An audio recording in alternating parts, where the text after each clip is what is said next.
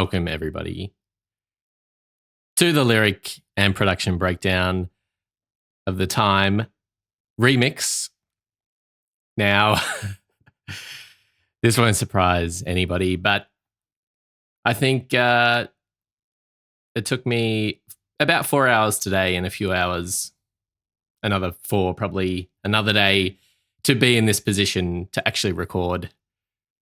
So I'm just thankful we're here and hopefully it all comes together. I was trying to use OBS. I don't think my laptop's strong enough for that. I'm using Windows Gamer to record the screen, and then I'm running it through FL Studio and got the phone going. It was meant to be a live stream, but at this stage, I'm just going to take what I can get. And I wanted to show the screen because I feel like I can discuss what's happening within the track and also isolate a few things so that you can hear things that you might not have heard when you hear the complete track. Now, due to my ThinkPad 2016, nearly 10 years old, I have had to take off some things on the track. So it might not sound as crispy and juicy as the final version.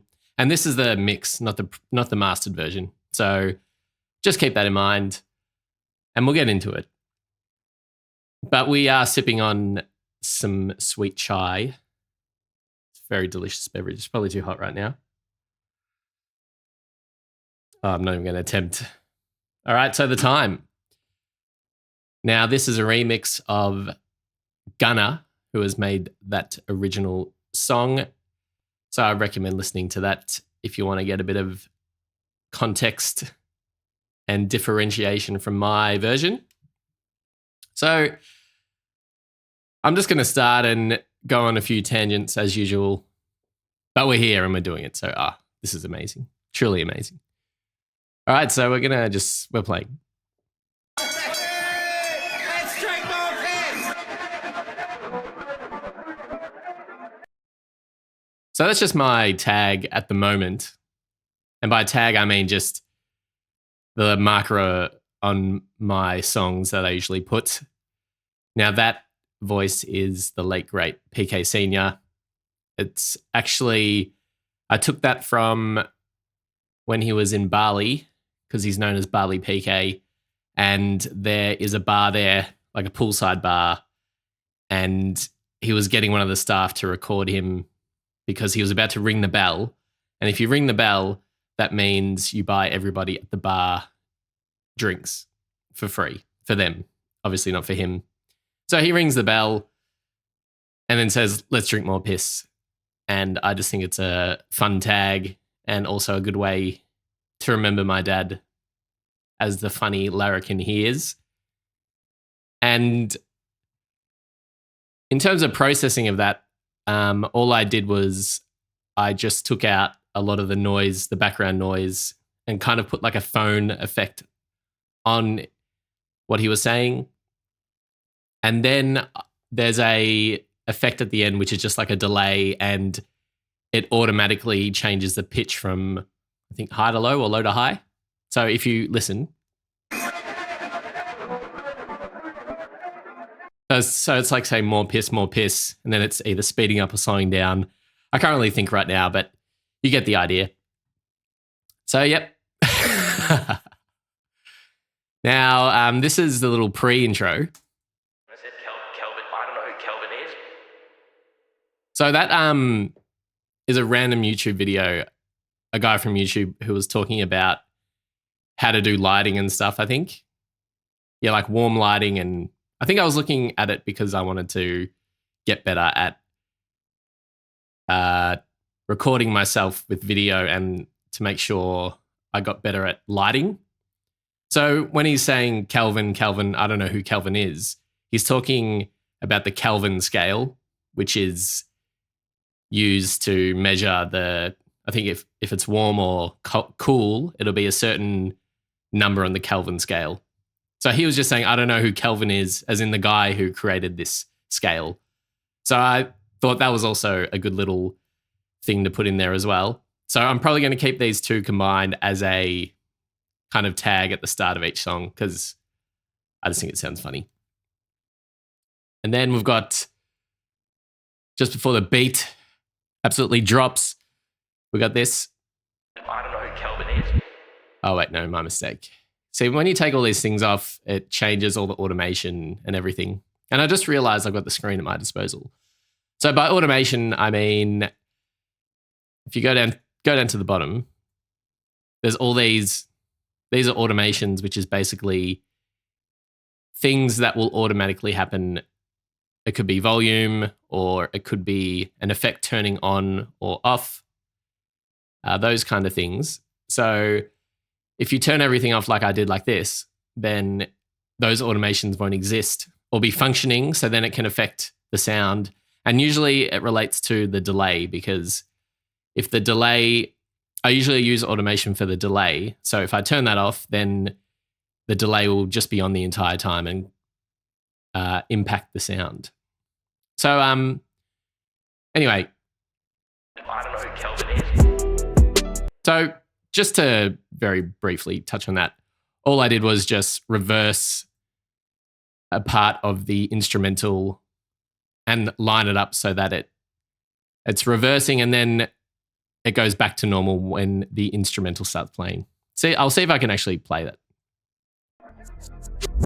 Oh yeah, I've done it. But I'm going to turn up a little bit so I can actually hear it better.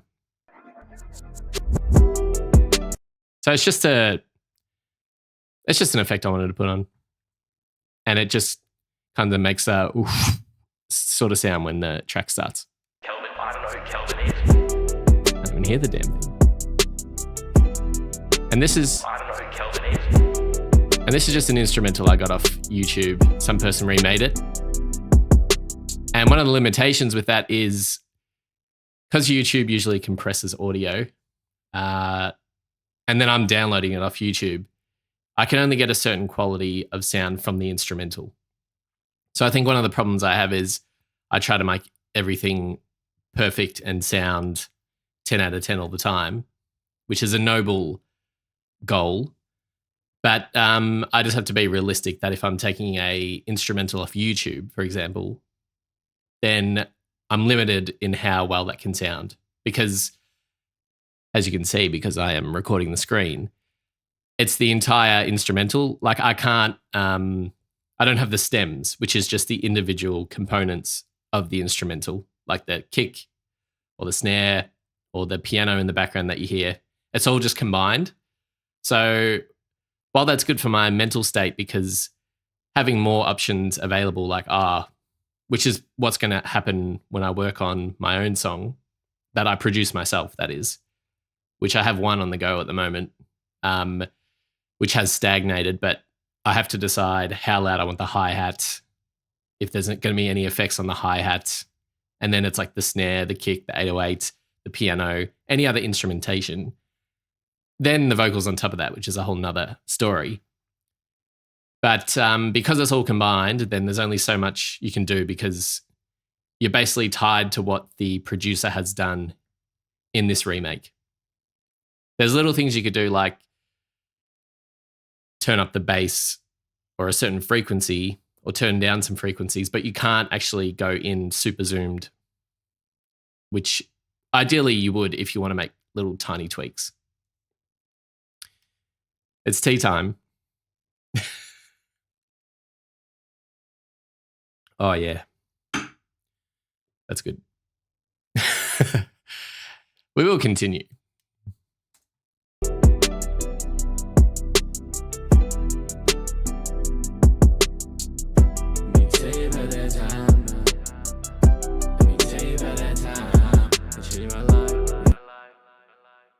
So, self-explanatory. Let me tell you about the time.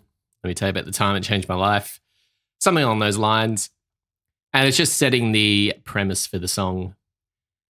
And let me zoom out a bit here, because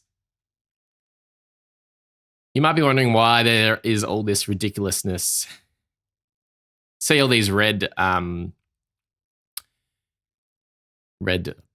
blocks or red pieces of audio.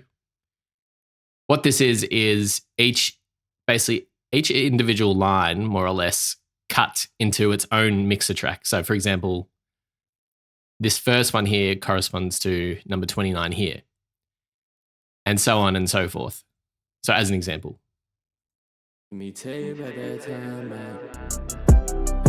So, I would, in hindsight on this track, I would say this is probably overkill because what you would normally see is just all of these red pieces of audio in one line, and then you just process it because this is the lead vocal. So you would just process all of that under one banner or mixer track.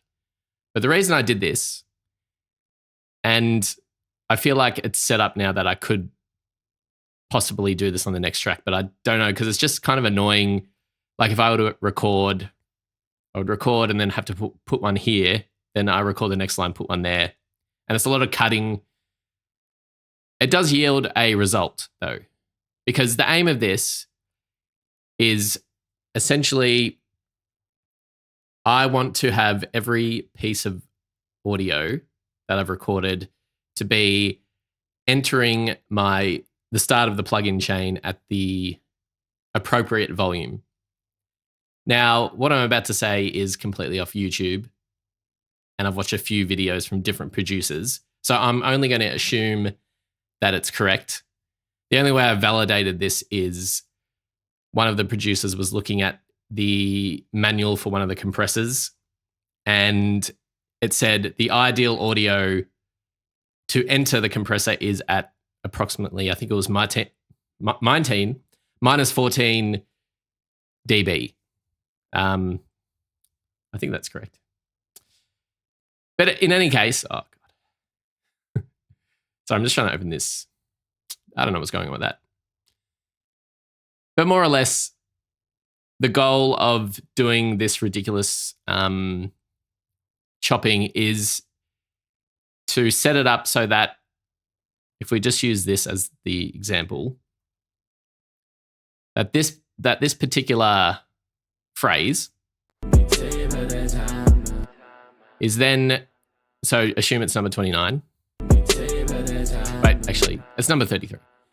So number 33 is going from here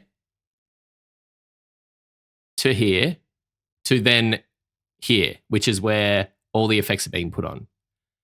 And because I have set it up with this particular plugin, which for some reason is not showing on the screen, but more or less this plugin will automatically, like you play the track or you play the section through, it will automatically detect what the volume is during that particular, for whatever audio is on that particular channel, which is channel 29.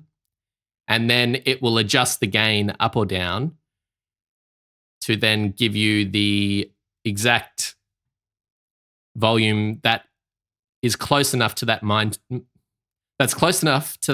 14 dB target zone, which which I'm shooting for because I know that the compressor or whatever plugin that I am working on likes to have the audio at minus 14. I'd have to check the manual for each effect chain, but the other thing is minus 14 dB, assuming, I'm pretty sure if I remember correctly, that's the right number. That equates to 0 VU, which I can't remember what it is, but apparently it's good to have your audio at 0 VU, which I think is another form of measurement. So it's just more or less ensuring that I can get the appropriate signal at the very start of the chain so that the compressor works appropriately, but also evenly compared to the other audio sources like channel 30, 31, 32, etc., so that they're all getting the same or similar treatment. Because if one, say channel 37 is very quiet and then channel 9 is quite loud, channel 29, sorry, then if we feed those into the same plugin chain, the compressor may act differently because, I'm about to sneeze, because the gain isn't set at the right level. Or not that the gain's not set at the right level, but because there's differences in the gain between these two pieces of audio. And so it's just more, the goal is to achieve a consistent sound. And this is, I guess, the building blocks of that. So the reason I've got so many is because the plugin that I'm using, which, oh man, I really wish I could just show the thing. Yeah, here we go. Oh, yes. Okay, so here's a perfect example. 41, channel 41. So reference, sorry, my mistake. No, it still applies because the plugin, we're trying to get this plugin to 0 VU, which, as I was saying before, is, I think, the same as minus 14 or 12. So anyway, ignore that. Just 0 VU is the goal. And so the maximum is minus 6 dB. So it'll read the audio and say, it can't go over minus 6 dB. And I'm trying to, because a lot of this stuff has been in my head and that I know, but it's different speaking it out loud. And one of the reasons I'm actually doing this breakdown like this is so that I can consolidate my own learning. Because if I can explain it, then I'll know that I've understood it. And I think I do understand it. It's just more putting that into words properly. So previously I had it at minus 12 dB and the reference was minus 18, which I think is just the average. But the issue is there's less of a gap for the plugin to work within. So what I mean is minus 18 versus minus 12, there's obviously 6. But then minus 6 to minus 18 obviously is larger. And what I was finding is when I had it set on the minus 12, it just wasn't working as effectively because there may be times where a certain piece of audio needs to be louder because it's got higher peaks. So by giving it more room to be louder between the reference and the maximum, it means that it can more accurately get to that target of 0 VU. So in this particular example, channel 41, you can see that, let's just pretend channel 41's here. Plugin goes, it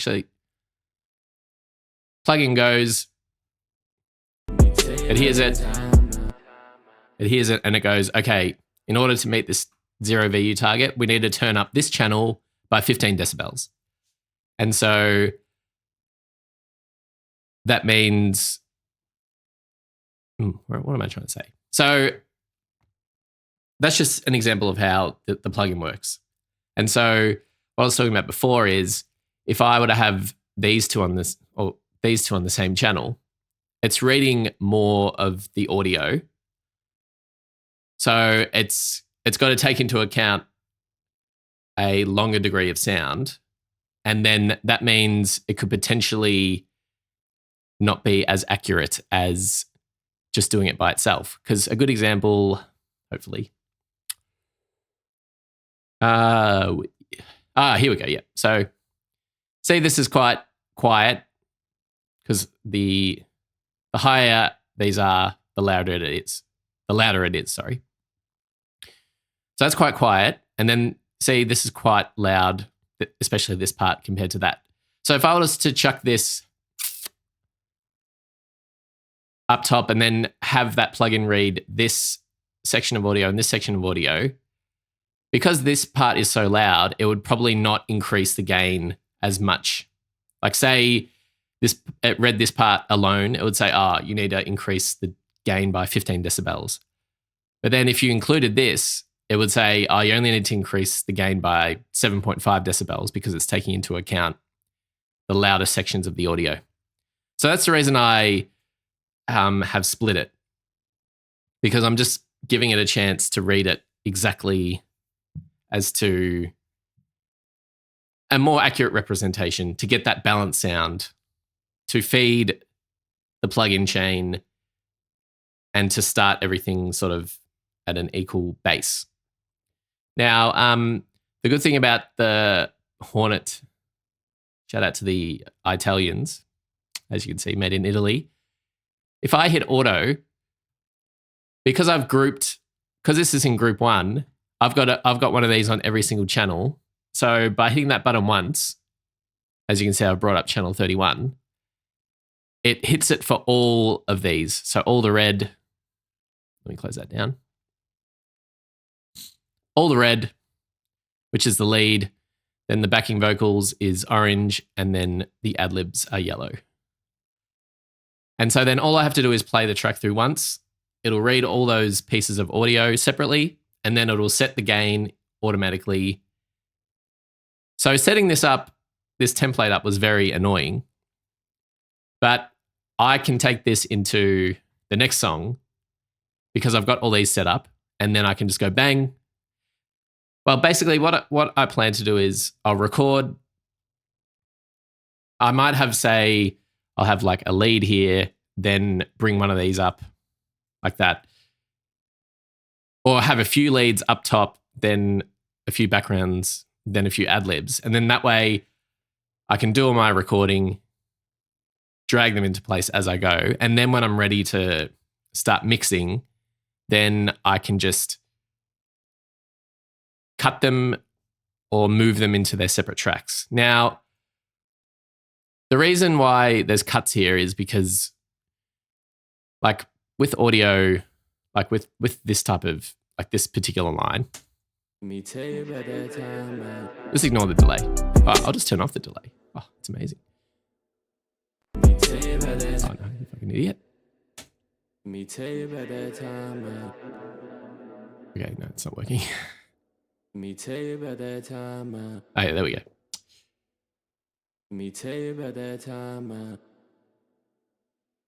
So usually when I'm recording, there's going to be leftover from each phrase because I like this part is I'll hit record. I'll probably hit record here, sing the line or whatever. Then when it ends, it'll probably stop here. So I have to, and then I might do the next line here and keep it recording. But in between this bit, there's silence or the microphone's still hot. So there'll be room noise or whatever have you. So I would normally, or I would cut that section in half and then shorten it like this to where the phrase ends, because I don't want that room noise to be picked up in the recording, because I just want the phrase that I've sung. So then that allows me to then be like, oh, okay, I've created these two separate phrases. Let me move this down to its own mixer. And then that's where the Hornet will come in later on to take care of it. So that's what I mean by that. And there is an aspect of overkill because the whole like trying to get it consistent at the right level is good to shoot for, but I don't think it's as important as like breaking a neck like this to do it this way. So even if I had everything on the one line, the next, because I've got another protective mechanism, I would call it, to come through and assist me in getting that balanced output. So channel 29 and 30, as an example, or all of these red ones are feeding into channel 26, which is before I'm putting the effects on. And I've got this thing, which is the vocal rider, which is basically what it will do is there's a bit of math involved. There's this guy on YouTube who actually lives in Keilor. He's like a mastering engineer. He's very analytical with his approach. And he uses the vocal rider to kind of surf the volume, the differences between the highest part of a phrase, or sorry, in this case, all these red ones of the lead are combined into one. Just pretend that all of these are just one now because all these red ones have been sent to the one channel. And then what it'll do is it'll detect the highest and lowest portion, and you have to set it up. And I can't really explain it because it's been a while and I was just following his video, but it will adjust. So if it picks up, you've sung this phrase a bit quiet, it will boost the volume automatically live. And if there's a part where it's like, it's quite loud, it will then bring down the volume ever so slightly. So what it's doing is it's reducing the gap between the quietest portion and the loudest portion to give, again, a more even sound level. And the thing is, compressors, they more or less do the same thing because they're essentially squeezing the highest and lowest signals together, if my understanding is correct. But this is before even using a compressor, because a compressor has a certain sound to it. And I'm not saying it's good or bad, it's just if you want to do it naturally and not make the compressor work as much, or just to, again, set you up for a good foundation for the mix, then this is where the Vocal Rider is useful. So I'll just play a bit of the track. And so you can see.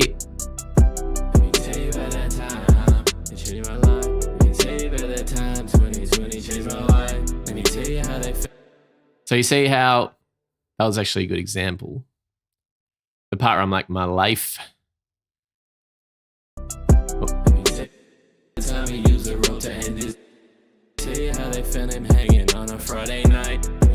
Sorry, my mistake.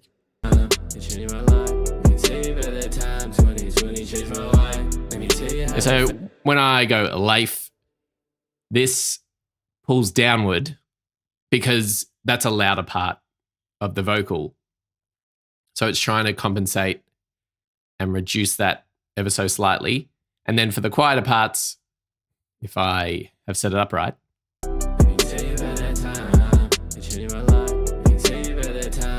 it's very subtle, but again, it's just another way to control the vocal. And again, if you want a visual example of that, so this is just what this is just a recorded automation. So you'll see how the output's moving. This is moving. It's reading this. Yeah, that's what it's doing. It's reading this. So as another example. Oh, yep. Yeah, so it's just surfing that. It's just reading that, and these buttons are moving inversely to what this is saying. So if this is going up, then this is going down, something along those lines. And again, that's just before even really getting into the track.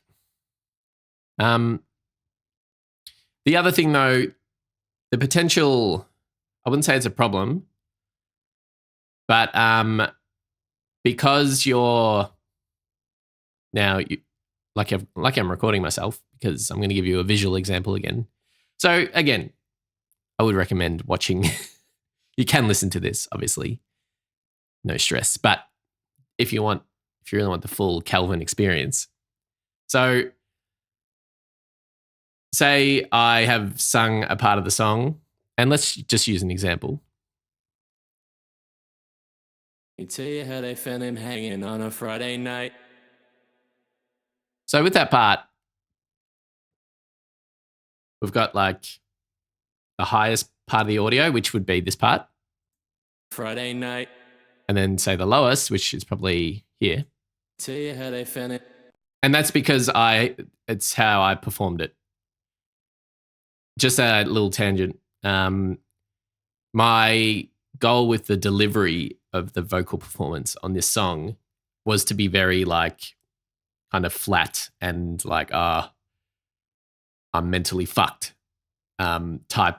Like that was how I was feeling at the time. And that's how I felt the delivery was. It was very like, no, like, it was a very it was deliberate. I wanted it to sound like I kind of wasn't feeling good or didn't feel nothing, or I wasn't feeling anything positive. So that's why, yeah. So that's just that was my approach. But so if we say that last phrase is the high part in terms of volume, and then the first or middle part is the lowest part, using the hornet. Oh wait. Oh yeah. Sorry. Oh, the hornet doesn't really apply for this because I haven't chopped it. So ignore that. But we're using the vocal rider, right? So what we're doing is subtly doing this, bringing the highest part and the lowest part together. And then when I use my effects or plugin chain, then I'm using the compressor, which is bringing it closer. And another compressor. And then by the end, instead of having a dynamic sound, which is basically the lowest versus highest, instead of it being really dynamic like this, it's more close. And that means the vocals, like if you listen to the song, for the majority, I would say the vocals are at a consistent volume throughout. And it's because of that squishing between the highest and the lowest. Now, the only, I guess, negative of that is you can lose. Dynamics give you a feel, I think, for the song or for music. Because if I was like screaming loudly and then for other parts whispering, and then I brought them together, they would kind of sound similar in volume, but they're obviously different ways of performing. And I think that you could lose emotion or the effect by having that difference. I mean, by not having the difference. So that's just something to keep in mind for myself. But I think for this song, and usually for the type of music that I make, I want it to be, because I want the vocals to be right there all the time so they can hear it. And that you're not like, oh, well, that was quiet and now it's loud. It's like, oh. It's more like consistent. So I'll probably continue to do that in future. I'm trying to see if I could like give an example of it on and off. So let's just have a look. You would fall if you did the same things that me would not call. No. It would be good to explain that section. Holy shit. Yeah, this is probably the loudest vocal part of the song. Let's just listen. No amount of money can solve it at all. Now, I wonder if it'll make a difference if I take this off. No amount of money can solve it at all. No amount of money can solve it at all. No amount of money can solve it at all. Let's see what it's doing though. No amount of money can solve it at all. It's because I turned off the automation. That's why. Like I was saying before, if you take everything off, yeah, okay. So let's just put the vocal rider on. Okay, we're back on. No amount of money can solve it at all. Okay, I don't think it really did that much. My life is a lie. Let's take it off. No amount of money can solve it at all. Okay. No amount of money can solve it at all. I think. No amount of money can solve it. Wait. Let's just turn the whole thing up. No amount of money can solve it at all. And then. No amount of money can solve it at all. To me, it sounds less dynamic. I don't know. Maybe you can tell me about it. But yeah, so, because that's meant to be like a real heavy hitting part because I put more energy into that section, but maybe it lost a little bit of the energy because I've been using the vocal rider as an example. Maybe it would be better just to let that run and it to sound louder than other parts of the song. But yeah, it's just a choice at the end of the day. And let's just listen to it, this part, because I want to. No amount of money can solve it at all. Oh, fuck, it's a good part. Okay. 35 minutes. But yeah, it's good. Yeah. Better put it on 3 times 3 times speed. You know, as much of a fuck around it's been to get to this position, it's very good. Like, I feel very energized talking about the song. So, and you know, I'm absolutely going off on tangents, but it doesn't matter. It does not matter whatsoever, because who's really listening? And my nose is a bit blocked, sorry. And also, yes, I can actually show you. Oh, it's me. So normally when I record, I've got this bad boy that is attached like this. This will be interesting to hear if you can hear the difference. But it's basically making the sound dry and not picking up background noise. But obviously it's quite large, and I have to stand up and like look over, and I just wanted to record me sitting in the chair looking at the screen like this. So you may notice there's a bit more room noise or background noise, potentially. So, yeah, just thought I'd mention that. But yeah, let's just chuck it back on. I feel like I can tell that my voice is contained like that. But anyway. All right, so I think because we're still on the effects chain, we may as well continue with that. So the lead vocal, I gotta stop yelling. This is also good because, you know, a lot of you might think, it's a song. You just record the audio, tweak a few things, and then it's done. But there's a lot that goes into making a song. And if you look at, this is my lead vocal chain, right? So I've got all these effects on, plus another one there. And that's just on the vocal. This is including the reverb and the doubler and blah, blah, blah.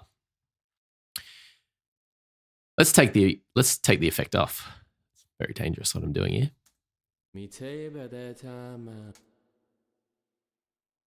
Still got the reverb, I believe.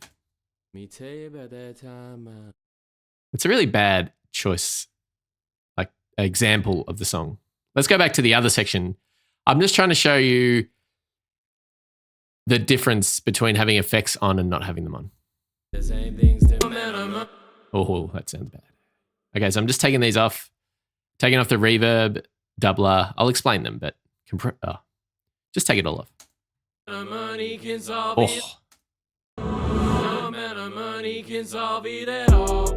So you hear that, right?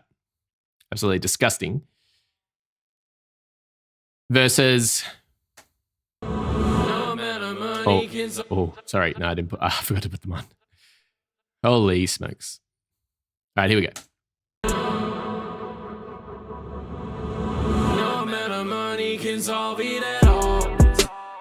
Night and day. Night and day difference. So, what have I actually put on? Now, a lot of people on the internet will say you need to learn how to do all this yourself and you got to use your ear and blah, blah, blah. I understand your premise. I do understand it. But for someone like me who goes on many tangents and thinks of every possible scenario that could happen, I need, what's the word? I need structure. I need something to go by, a starting point. And I am also saying this in a humble way. I've only just started, really. I don't really know what I'm doing. So if there's an engineer on the internet who's worked in the industry for 10 plus years, and I've listened to the songs he's made, then I like the sound, then I'm going to, and this is what I did when I first started, I'm going to copy everything exactly as he did, every setting, just plagiarism, because I think the person knows more than me. And They do say every song's different and you've got to adjust it. But I feel like there's a certain amount of processing you can do and have it at a certain, like I can copy him exactly and get to a certain level of sound, which is pretty good, which is what I have done for most of the songs. I'll just explain a bit of how it's changed for this song. But for the other songs, I've literally gone in, like he had a video because he is Lil Sky's mixing engineer. Don't know if you know who he is, but I would recommend listening to a few songs. And because I've heard Lil Sky's and I like how his voice sounds and just how the vocals are done, I thought, let me just copy what he's doing. So literally what I did was, because he was showing his effects chain and the plugins. And so literally what I did was I was taking photos of each individual plugin, locating the plugin he was using, and then copying the exact settings, not even doing any sort of gain matching or anything or adjusting for my own song. I just copied exactly what he did. And it got me to it's got me to a good level of sound with my setup. Because I feel like this microphone, it's a good microphone. I think it's about a $300 microphone. And it's good. However, I could get a $1,000 microphone and it'll probably sound even better. The point I'm making is I'm not using the most like ridiculous gear known to history. I'm just using a Focusrite. This is an entry-level mic, I would say, condenser. And I've managed to get a good sound. So I'm just imagining if I were to spend double, triple the amount and upgrade my gear, my sound is obviously going to be better. And I think it would be really good even if I just copy these settings. So I feel like I've lost my train of thought there. But and I got to stop kicking the microphone because it's probably producing noise. So basically, it's kind of a shortcut method that I'm doing, but I'm making tweaks now. So let's just go through for the lead vocals. And let's just pick not a part. I just want to hear the lead. It doesn't matter, I guess. It doesn't really matter, but I'll just show you. So Auto-Tune Pro, maxed out the retune speed, which is basically banging it as hard as possible because I need it, but I also like how Auto-Tune sounds. So that's just to correct my lack of pitch. Then we've got an equalizer. Oh man, actually, I thought it was a really harsh curve. That's pretty harsh. So with this is just the curve. And generally, it's like the harsher the curve, the more the sound will be impacted. So what I'm doing here is this is just changing how my voice sounds. So just a quick little run through. These are the low end frequencies. So this is like the sub bass, bass, kick, the mid range, up to the high end. And what I'm doing is, because the human voice, I think anything, it could be about 80 hertz, anything that and below, it's just not going to add any value because it's just going to pick up room noise and really muffled sounds or no sounds. So I'm just this just removes that from the equation. And here is a dynamic way of removing it, because this is just solid, consistently on. Where this, if you look, why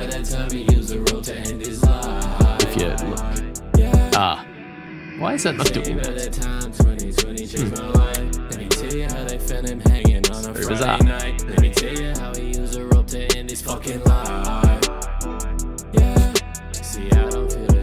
It's very funny.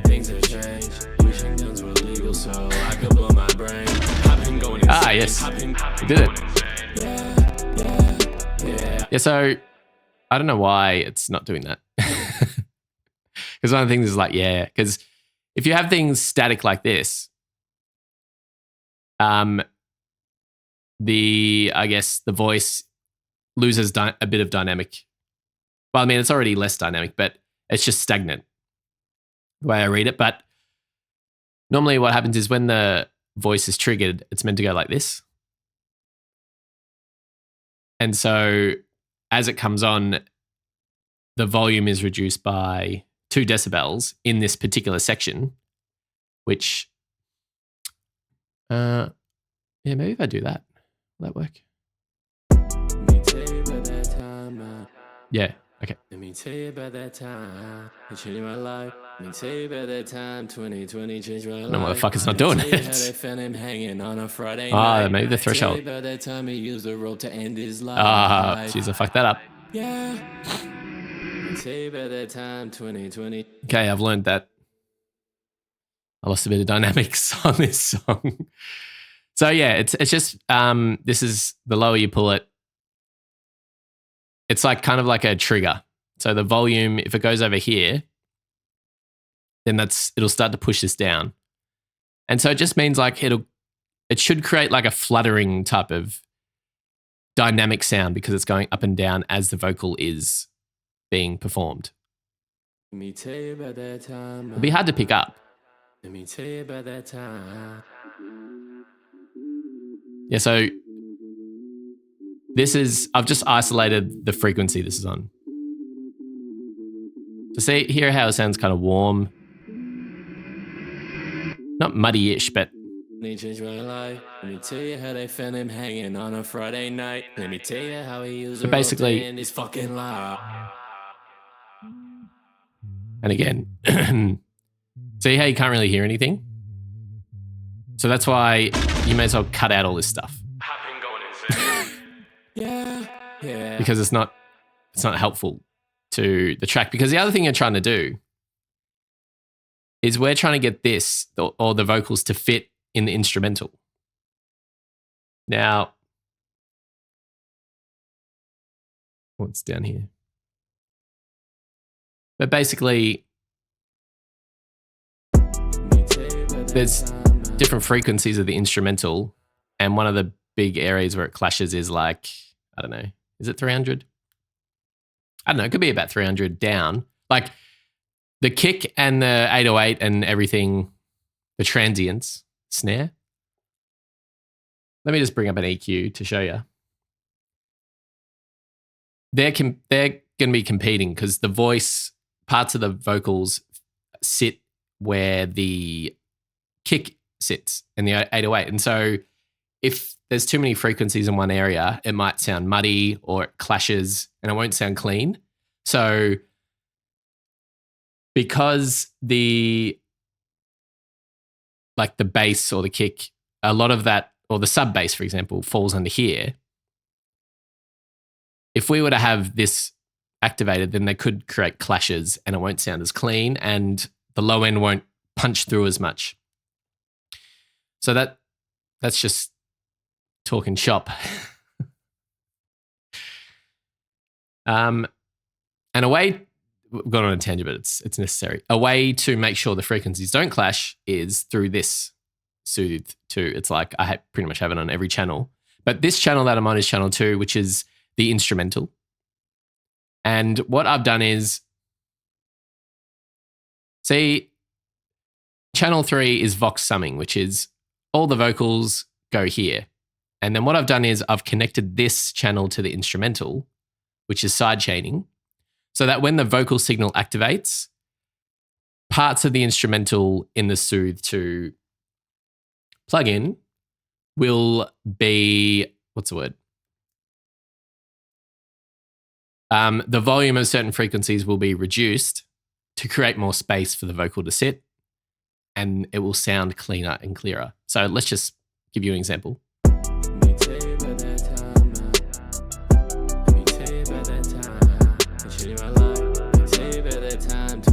So what I'm saying to it is any frequency above 189 hertz to 16K, if you hear the vocal, I want you to turn down the volume where there are clashes. Let me tell you about that time. So it's better saying, oh, okay, I've detected that the vocal is sitting in this area.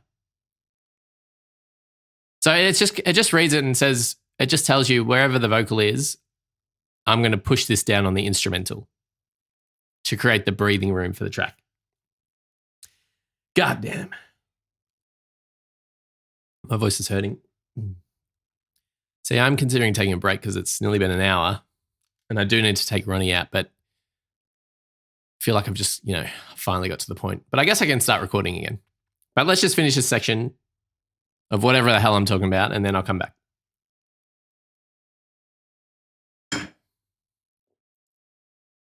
So yeah, I was just talking about making things fit. And this is great because it's just like automatic. It just does it for you. And it really makes a big difference. Oh yeah, we're talking about the equalizer. Oh, and the dynamics and stuff. Yeah, that's right. I stuffed that up. So so it's like certain frequencies will give you certain sound. So Yeah. Tell you about that time, 2020 So- changed my life.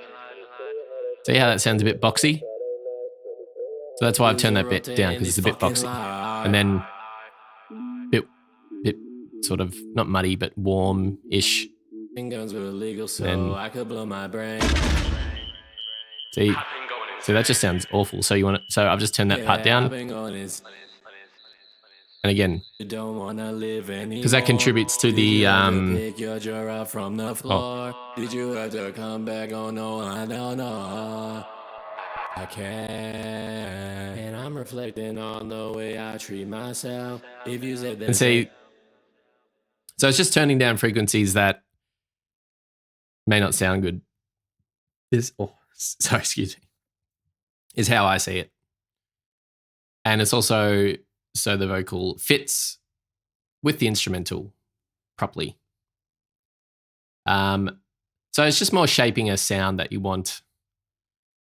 And it might not, it doesn't really sound at the moment like it's making a difference, but when the instrumental's playing, that's when it does. I'm back, oh no, I don't know. I can't. And I'm reflecting on the way I treat myself. If you said I know it's the subtle. same things to me, you would fall. But it makes a big difference. So the EQ, DSR, that's just more for any s or t sounds. So you just play around with the amount you want. I'm back, oh no, I don't know. I can't.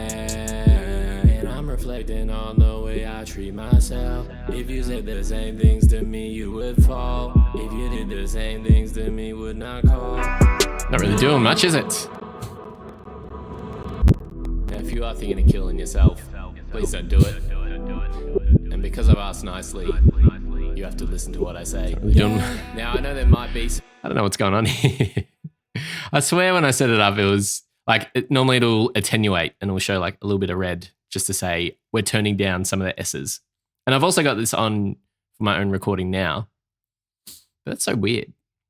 in the head. Yeah. But there's no need to be alarmed. This is just me Oh yeah, venting. 0.3. And it helps That's fucking crazy though. out. What the hell's going on here? Feelings. Just I thought it was doing it more. Yeah, that's weird. So yeah, sorry if it was a bit harsh, this song. I can understand why, because I didn't set the threshold properly. Yeah, that's really odd. I need to know why this is happening. the low feelings. Just everything that's melting around on the inside. I was in a very low place. And now I feel 'Cause amazing. I'm really I'm tissing it up here. So it should have attenuated it more, but it's not. So yeah, I've incorrectly applied that. Next one. So again, this is Soothe. Now this is just on the lead vocal. The low feelings. I had to turn it off because Just everything that's I had to turn it off because it uses a lot of CPU. But if we turn it on, the low feelings, just everything that's melting. So apparently what it does is it detects resonances. But I just take it as it's taking away the bad sounds, The low feelings. more or less. It's just cleaning the vocal up a bit more by taking away sounds that don't really matter, or just annoying sounds is the way I would describe it. And again, if you combine Soothe with this and this, they're all kind of trying to do the same thing. So like you might have heard before, when I played these parts soloed, it was very harsh. So that's reducing the harshness. Soothe is also reducing the harshness. And then the de-esser, if I had to set it up correctly, is also reducing the harshness. So it's just, so the start of the chain is get the tuning going with auto-tune, then get all the bad sounds, not bad sounds. Oh, well, the sounds you don't want out. Because when we get to the compressor now and a couple of compressors and things we're adding, a compressor, because it's boosting the low and reducing the high, any sounds will be amplified usually. And so there is a debate about should you EQ before you compress or compress before you EQ, etc. But my boy Nick, who the Little Skies engineer, well, not so much him, but to me, it just made sense that, if we're going to be turning up sounds, we may as well get all this shit out before we turn it up. That's the way I see things. So the compressor, again, it's just kind of squishing the audio. Hopefully it's working. Yeah, a little bit. Because I've got this compressor. There's a compressor on here. This is a compressor. And this is also a compressor. Because, again, this is all what I've heard on the internet, but it seems to make sense, is you could get one compressor, like this is, because a compressor is also reducing the quiet, or increasing the loud, reducing the quiet, or reducing the loud, increasing the quiet. So it's kind of like, what's a good example? You set the threshold. So using, say, I don't know. Oh, should have just cranked the compressor. Oh my God. So it will read, say, this part. And if the threshold is, say, I don't know, 13, let's really zoom in. Again, the higher up, the louder it is. And imagine there's an imaginary line, which is a threshold. Imaginary line's here, so that's minus 13.5. So the compressor will only engage if it goes over that line. And what it'll do is it'll turn down the audio if it goes above that line. That's how I understand it. I don't think it's entirely right because the low sounds get... yeah, actually, that does make sense. Maybe it doesn't increase the low sounds because if it's reducing the volume of the loudest part, then the difference between the loudest part and the quietest part is reduced. So they sound similar. And that's why it seems like the low parts are being boosted when really they're just reducing the loud parts. So the ratio is 3.33. So I believe it's like for any audio that goes above the line, if it's, say, 3.33 decibels above, then it should give you something back. No amount of money can solve it at all.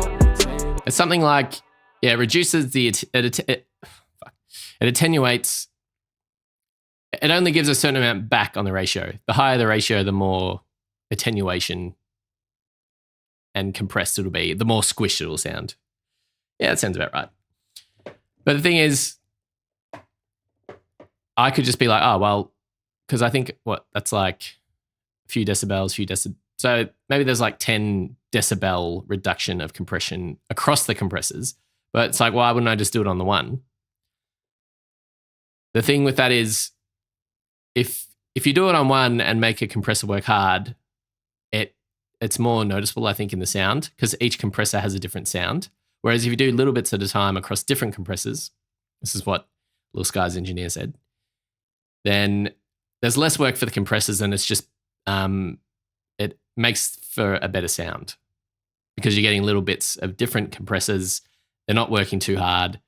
And so it's less abrasive to the sound. Okay. Now, the sun is setting, so I'm going to pause it here. So we're up to compression. If you made it this far, I can't believe you've done that. You're absolutely out of your mind. But we'll be back, and we're going to keep this thing going, baby. Bye.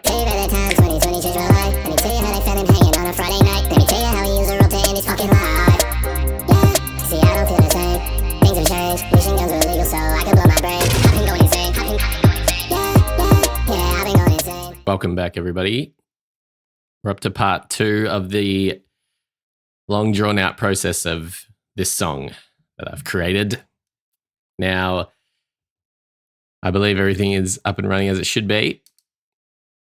Yes, we've got the recording, camera's going. Yeah, I think we're good to go. What was I going to say? Before I proceed, what I did was I just grouped these items under this banner just to make it easier to scroll down. And I could probably consolidate all these into one in future projects if I were to just have all the processing done, then I can consolidate it into one track if I so wish. But keeping it separate also gives me the ability to eliminate sections of the vocals I don't want and make changes, smaller changes. So anyway, we're talking about, I believe we're up to the compressors. So the only other thing I'll say about the compressors is the attack and release. So the attack is how fast the compressor will engage when it goes over the threshold. Yeah, that sounds right. And the release is when it will disengage. So I believe it's just the speed of the compression. And this can be done musically because if you are compressing, say, the kick or the 808, you can have it so it kind of triggers fast and then releases, and it can create like a pumping effect if that's what you desire. But in this case, the use of the compressors is just to get that, reduce the dynamics of the sound, make it more balanced, and make the vocal sit at the front so that you can always, ideally, hear the voice, understand the voice, and the vocals, especially for this song, are the most important part. So, yes. And before I forget, the other thing that I forgot to talk about is there's a gain function here. And usually on all the plugins on the channel, there will be a gain function. Now, the point of this is when you add these like compressors or whatever equalizers to the sound, it can change the actual output volume. Because you may recall I was talking about at the start how we want to be at 0 VU minus 14 decibels. Well, when you run the vocals through this entire chain of, say, the 10 or 11 plugins, when it so at the start, so before it hits the auto tune, it's at minus 14. When you get to the end, you want it to be minus 14 again, because then it'll feed all the way through. And so you're still keeping that, because you want to feed each effect with the right level of signal. And like I said, that magic number, allegedly, you want to maintain that throughout. So then, because if you didn't do that, the other issue is, especially with a compressor, usually, if you put that on, most of the time it'll sound louder, and usually to our ears, if something's louder, we think it's better. So the reason why you would want to match the gain. So in this instance, I've had to add 3 decibels of gain because the compressor has reduced the volume by 3 decibels approximately. And by doing this, you get an actual realistic effect. And by realistic effect, I mean you can tell what the compressor's done to the sound. Because if it goes from quieter to louder, you think it sounds good, but you need the balance and the gain matching to work out if it actually is sounding good.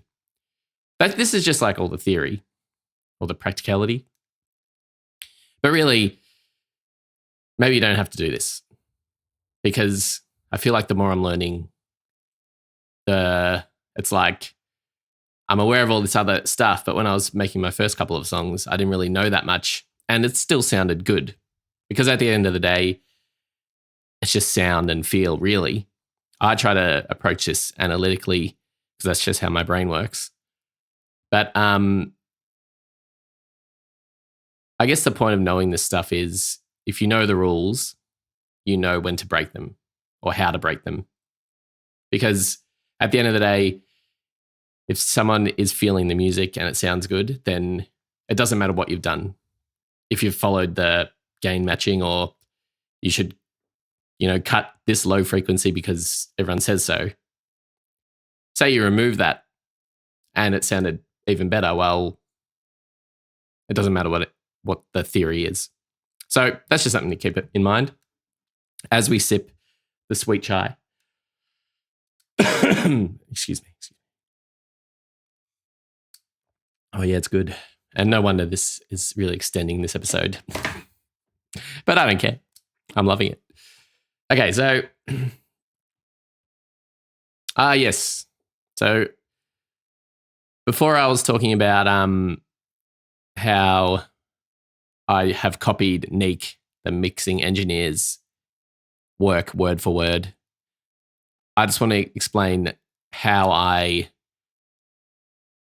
am changing that ever so slightly to use my own ear to tweak things. So an example of this is the SSL channel, it's another equalizer. It just doesn't have the visual thing that you might have seen before. And it's got a compressor on there too. Lots of compression. But basically, all these little knobs, I originally set those based on what the mixing engineer Neek did to that specific song, Lil Sky's Magic. But now what I do is, let's just listen to, we're going to play the song. And then what I'm going to do is I will, excuse me. What this section is saying is basically we've turned up 2 decibels in the 9,000 kilohertz frequency range. Okay, so what I'm going to do is play the song, and I'm going to boost this to plus 15 decibels just to give you the sound of what it sounds like. So historically, I would have just left this at 2 decibels at this setting. But now what I do is I play the song and I'll turn up the volume super loud and then just move this knob around. Oh, I've just spat on the pop filter. Jesus. And then I just move this around till I hear something that might sound good or bad. Well, in this instance, it's good because we're adding to the sound. So I'll just give you an example. Right, we got. Let me tell you about that time of life. Let me tell you how they found him hanging on a Friday night. Let me tell you how he used a rope to end his fucking life. Yeah. See, I don't feel the same. Things have changed. Wishing guns were illegal so I could blow my brain. I've been going insane. I've been going insane. Yeah, I've been going insane. So I don't know if you could hear it properly. Let's just reset all this. So I was just tweaking around and I found that in this 1.5 kilohertz section, that sounded nice. But then when I got to this 9,000, it just felt like it sat in the track better. Like to me, that's how it sounded. So in past songs, I would have just left this at 2, but now so it's like I've got this structure now of Neek. Neek is my god. But now I'm making these subtle little changes because if I were to, for me, it's just too much to handle. There's too many possibilities. If I were to just have everything reset to 0 and then tweak around each one, it actually doesn't sound that bad now that I think about it. But just having that, okay, we are going to boost 2 decibels somewhere. So where's it going to be? And this is all also, I guess, trying to be humble and being like, he's boosting 2 here. I'm not sure if this is the exact of what it was, but Nick's done 2 there.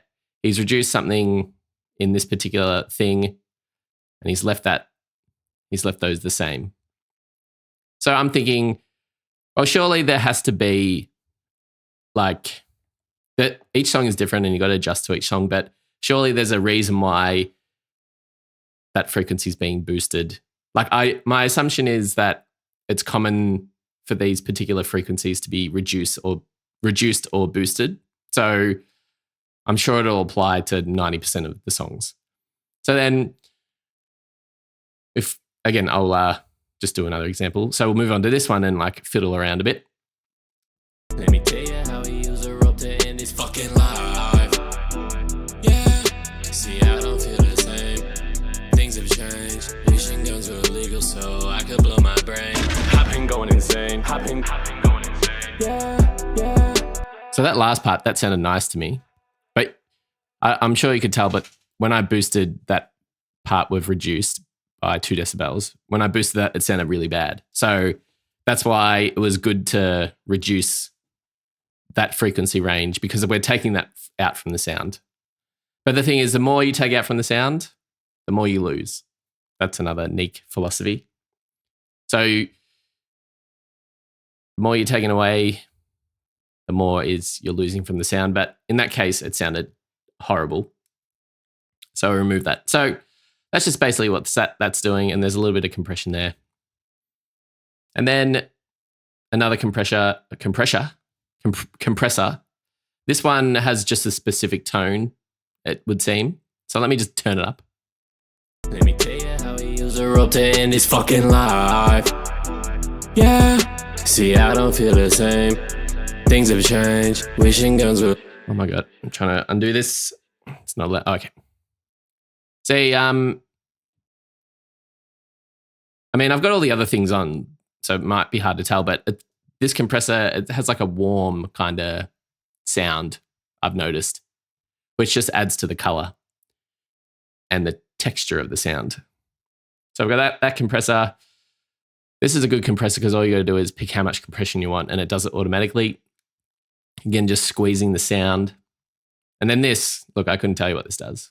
I couldn't tell you properly what this does. But I think it creates a bit of saturation. And saturation, just to keep it simple, is coloring the sound. And it's also compressing. Could be, yeah, I think it's doing a combination. Again, I've just taxed the settings and gone bang. Let me tell you how he used a rope to end his fucking life. Yeah, see, I don't feel the same. Things have changed. Okay, so due to reasons I do not wish to disclose on this recording, sometimes this gives me a bit of trouble, this particular plugin. It doesn't move the way, some things are stuck or you might have to reload it. And if you know what I'm talking about, you know. So yeah, just another way to fix the sound. And then I've put this down by minus 0.1 decibels. So, you know how I talked about maintaining the consistent sound level throughout? This, okay, you'll need to, if you're not watching this, you'll need to watch to maybe understand better. But so all the vocals, the red, channel 29 is fed into the lead here, where I've put the vocal writer, which I discussed in the last part, which has then gone to the lead vocal, where all the effects go. Then it goes to another lead vocal because I need to add another effect, and then it goes to the vocal summing. Now, the reason I'm bringing this up is because the Hornet, remember, was setting this at 0 VU. Then it went to the vocal writer. then it went to here. And I think I ran the Hornet through this particular channel 8, to make sure it was still hitting that minus 14. So this was probably stupid, not stupid, but just overkill to do minus 0.1, because really that's just absolutely outrageous. But in any case, my point is, when you get to the Vox summing, I had to run the Hornet again, and I just removed it from the channel. That's why it's not here, because I need to save space on these projects at times, because the plugins are very intensive on the computer. So I had to turn this down minus 2.9. And the reason is because the Vox summing is a combination of the lead vocal, the background vocal, and the ad-lib. So particularly, say, in the chorus. At that time, 2020 changed my life. Let me tell you how they found him hanging on a Friday night. Let me tell you how he used a rope to end his fucking life. So this part, Fucking life. that's a combination of 3 sounds, because it's the lead, the background, and the ad-lib. So that is going to create a louder sound, because you're combining 3 voices. So then, in order to maintain the magic number of minus 14 or 0 VU, that part, I mean, I didn't do overkill on this time. It's just, the Hornet will read the entire track, and it has noticed that this part is quite loud because of the combination. So then I've just turned it down to try to keep it at that minus 14. That's what I'm trying to say. Yeah, I'm not at the sharpest today, it would seem, but that can be explained. All right, so okay, I'm just checking it's still recording. Okay, we're good. Remain calm. All right, so the other effect that I put on the lead, but I've turned off. I've had to turn a few things off because it's too much for the computer to handle. The laptop. What I put on is, this is saturation. So again, it's just more coloring. And I only usually put it on the lead because it makes it stick out a bit more. So I'll just be ridiculous and turn it up loud. From the floor, did you have to come back? Oh no, I don't know. Wasn't that loud, was it? I can't, and I'm reflecting on the way I treat myself. If you said the same things to me, you would fall. If you did the same things to me, would not call. Okay, you can tell it's really struggling. Maybe if I just turn the high quality off.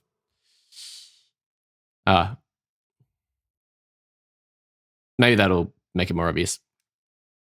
From the floor, did you have to come back? Oh no, I don't know. See, I can't, and I'm reflecting on the way I treat myself. If you said the same things to me, you would fall. If you did the same things. See, there is a difference. I mean, it is louder, but it's just more color, more texture, I would say. Actually, it sounded pretty good. Should have kept it on. Okay, so that's the effects that are on the vocal itself. Now, with the background vocal and the ad-lib, they are the same. The only difference is I put a fruity flangus, which is just an effect. So let's see if we can hear the background. Here we go.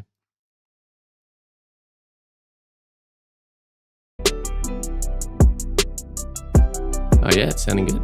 Oh wait, no, that's ad-lib, sorry. What the hell's going on here? See. Silly boy. Here we go.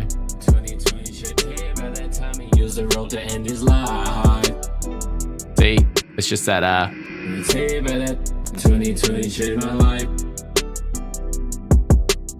Kind of sounds a bit spacey. Or like I'm in like a room, or it's hard to describe it. You should be able to tell what I'm talking about hearing that.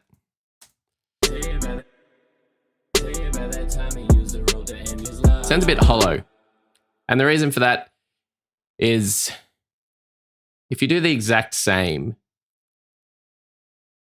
like it can sometimes clash with the frequencies, because if my voice, I mean, usually with the background and the ad-libs, I'll change the way I enunciate or the tone or the pitch of my voice. But if I were to copy it and say you've got the lead that sounds exactly the same, then the background vocal, if they're the same, it doesn't always happen, but it can create a clash because there might be too many frequencies in that particular range. And one of the things I've learned, and I'm going to do on my next song, is I think in the last episode I talked about side chaining, but basically what I'm going to do is I'm going to have the lead side chain to the background in the center. So what will happen is when the lead activates, it'll push down the vocal frequencies in the background vocals just in the middle. And so it'll kind of stack it and create room for the lead to be clearer and not have the background vocal sitting in the same range. And I'm hoping that will allow me to be able to turn up the background vocal, because it'll scoop down the center, but then the sides, the signal will remain unchanged. And then I think it's going to create a more sort of wider, thicker sound. Hopefully, anyway.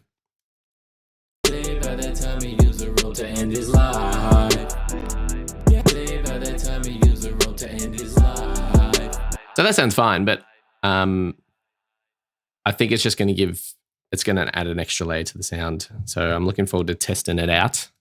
And this cable is annoying me. So we need to move it. Oh, God. I hope you're doing well out there.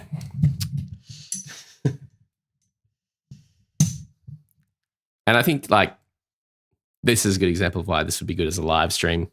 I think because I'm treating it like I'm streaming live right now. I'm just doing whatever. So I think it would be good. But I need to upgrade the gear. Okay, so, and then with the so I was just talking about the differences. When I get to these other effects, I will explain the slight differences as well. But this is just on the main signal. And then with the ad-libs, it's the same as the lead. The only thing different is I've added a bit of destructor, which is, it's just a bit of distortion, which helps it to stand out.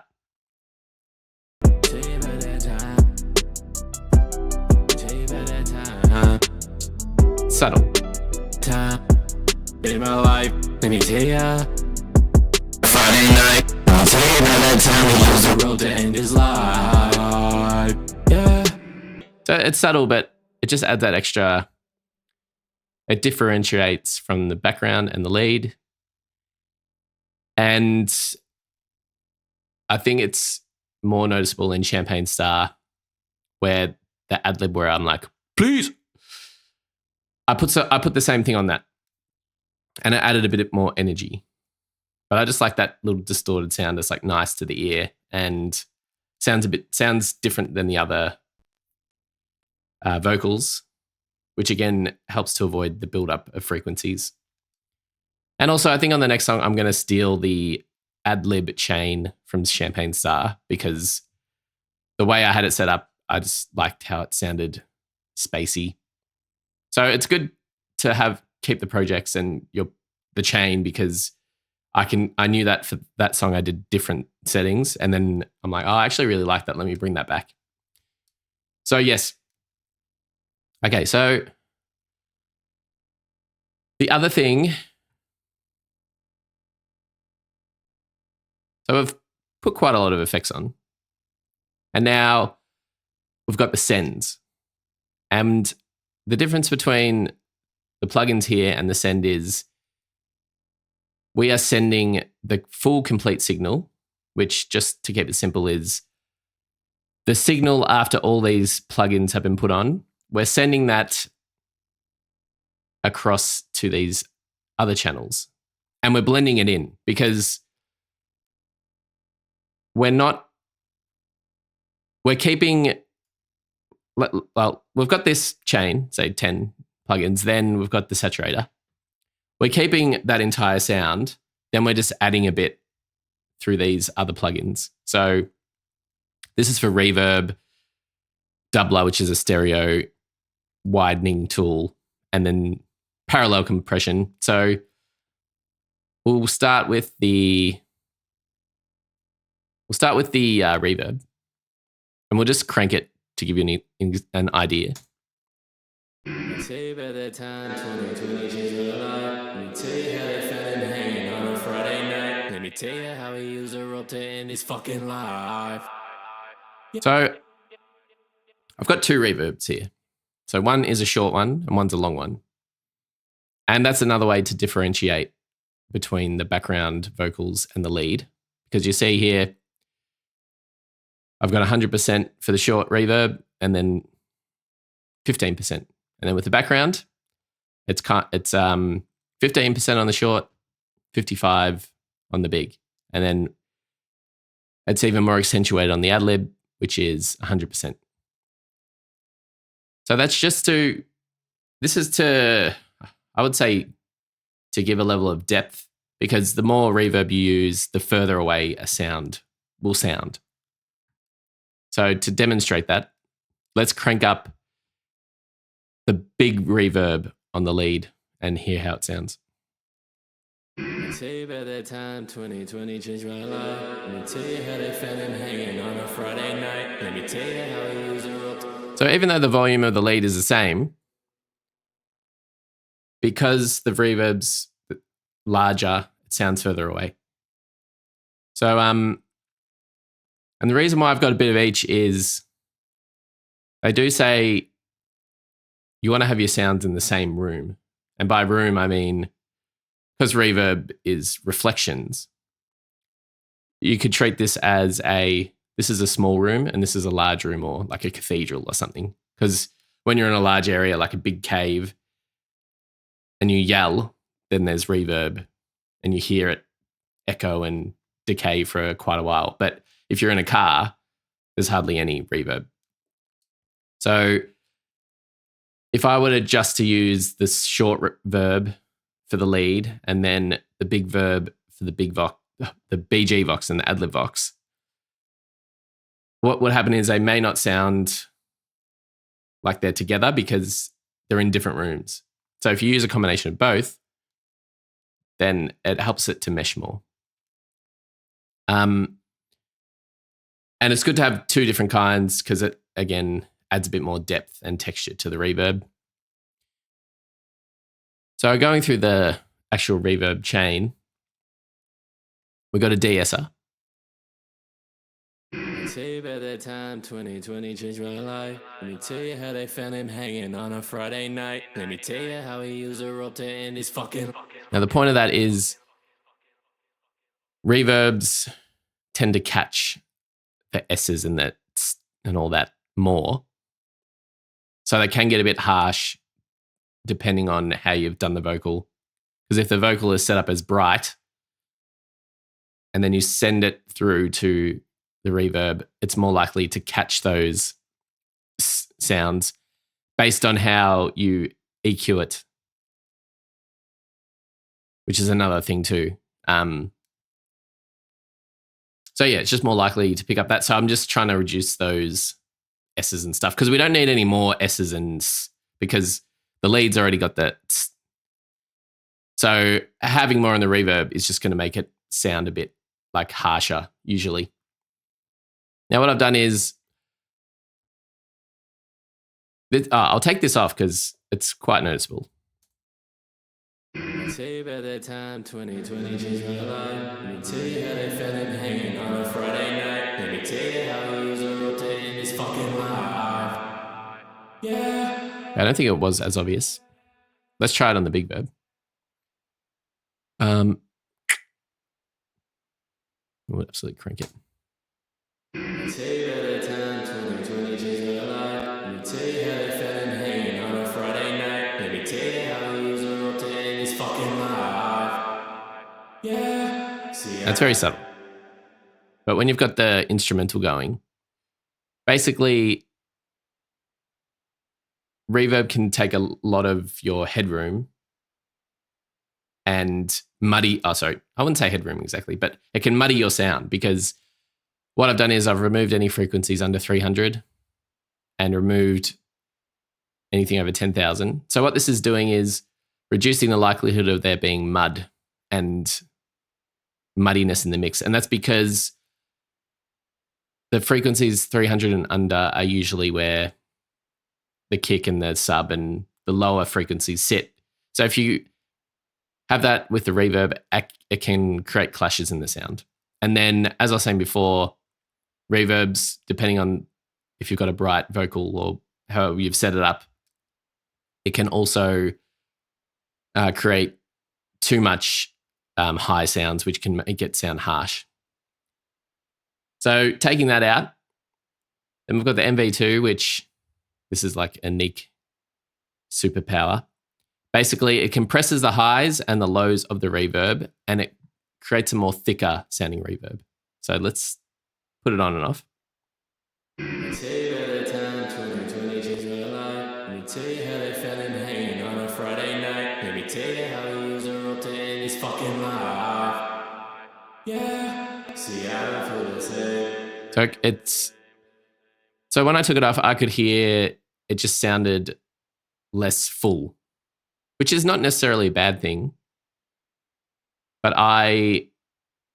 when it's played with the instrumental, I prefer how it sounds. And it just sounds larger. And the other thing is I'm playing this lead with just a reverb. But the number one rule I've found is when you're mixing a song, you need context. Because if I were to mix the lead and the reverb by itself, I could get it to sound really good. But then when you add the instrumental in, it's probably going to sound bad because you haven't taken into consideration what the instrumental is doing and how the sounds are meshing. So that's the other thing when I'm doing this. I'm playing usually all the elements at once because that's what the end product's going to be, all the elements together. So it's important to do it all together because that's what the output is going to be.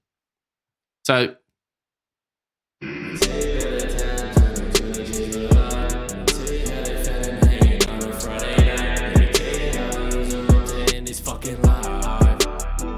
it's a bit different because I'm absolutely cranking it loud. So it's kind of tell the differences there. But I would say I've done this more out of what's known as good practice rather than the sound specifically, which has its pros and cons, but it just ensures that the reverb is going to sound clean and it's not going to clash with other elements at a bare minimum. And that's what I wanted. And I haven't really put that much reverb on this song because, as you can tell with the instrumental,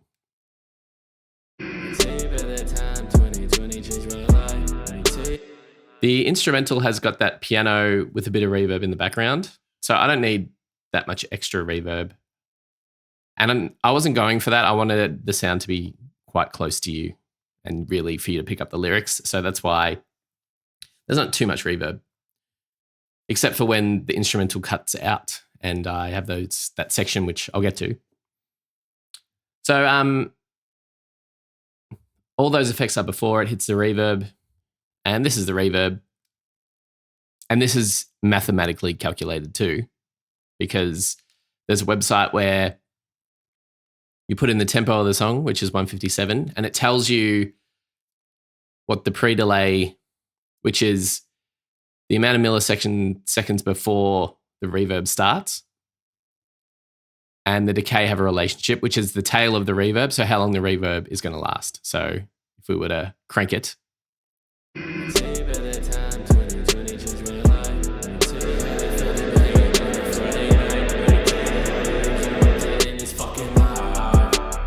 that's just the length. Now, automatically I've got an idea of that's a good way to end a song. You just set an automation where as the song ends, you just go bang, which would automatically do it. And then the song would just keep like ending like that. I think that's good sound. Or if it was going into a transition for a beat switch or something, that's also another way to make a link. So yeah, the site will just say if you're going for a small room or a hall or a cathedral, this is the amount of seconds you should set for each one. Because if you don't do that, then what can actually happen is the reverb might not flow with the track. Because I've found that by doing this, the decay time, it'll usually end just as I'm about to start a new phrase. And it's in time with the music. So I found that, like, you could do this by ear, but I just prefer the math because it's 100% and an exact answer. And then you know it's going to be on beat at least because it's calculated with the tempo, so everything will mesh together better. But I'm sure that you could be even more creative and set it by feel and get a more natural feel. But I prefer this way. So then after that, there's another MV2 because it's basically I'm compressing the highs and lows before the reverb and then I'm doing it after. So it really adds an extra layer of thickness. Pause. And then Soothe 2, I've also got, it's not on, but let me turn it on. I've got a side chain to the lead vocal.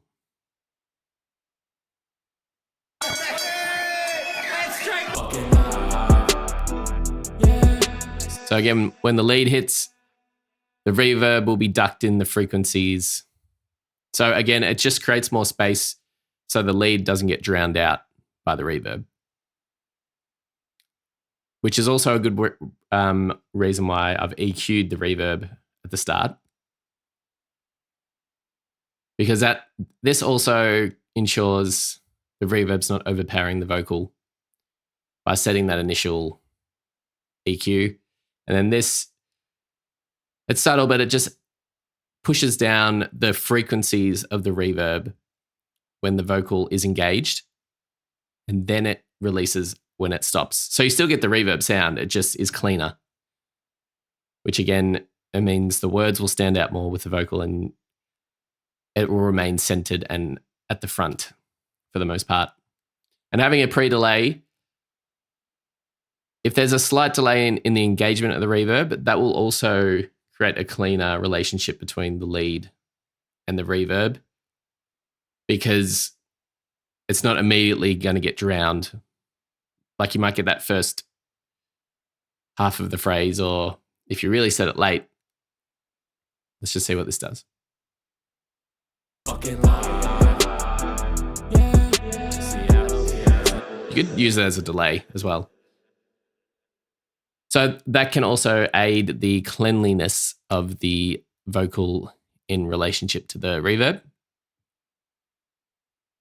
Yeah, so that's it for those. The only difference here is the size of the reverb. So see, this is the big verb, so longer pre-delay, longer decay, and it's a plate, which a plate is more for vocals, but like it just depends on what you want. So you got the concert hall, chamber. Let's play chaotic hall because it will sound funny.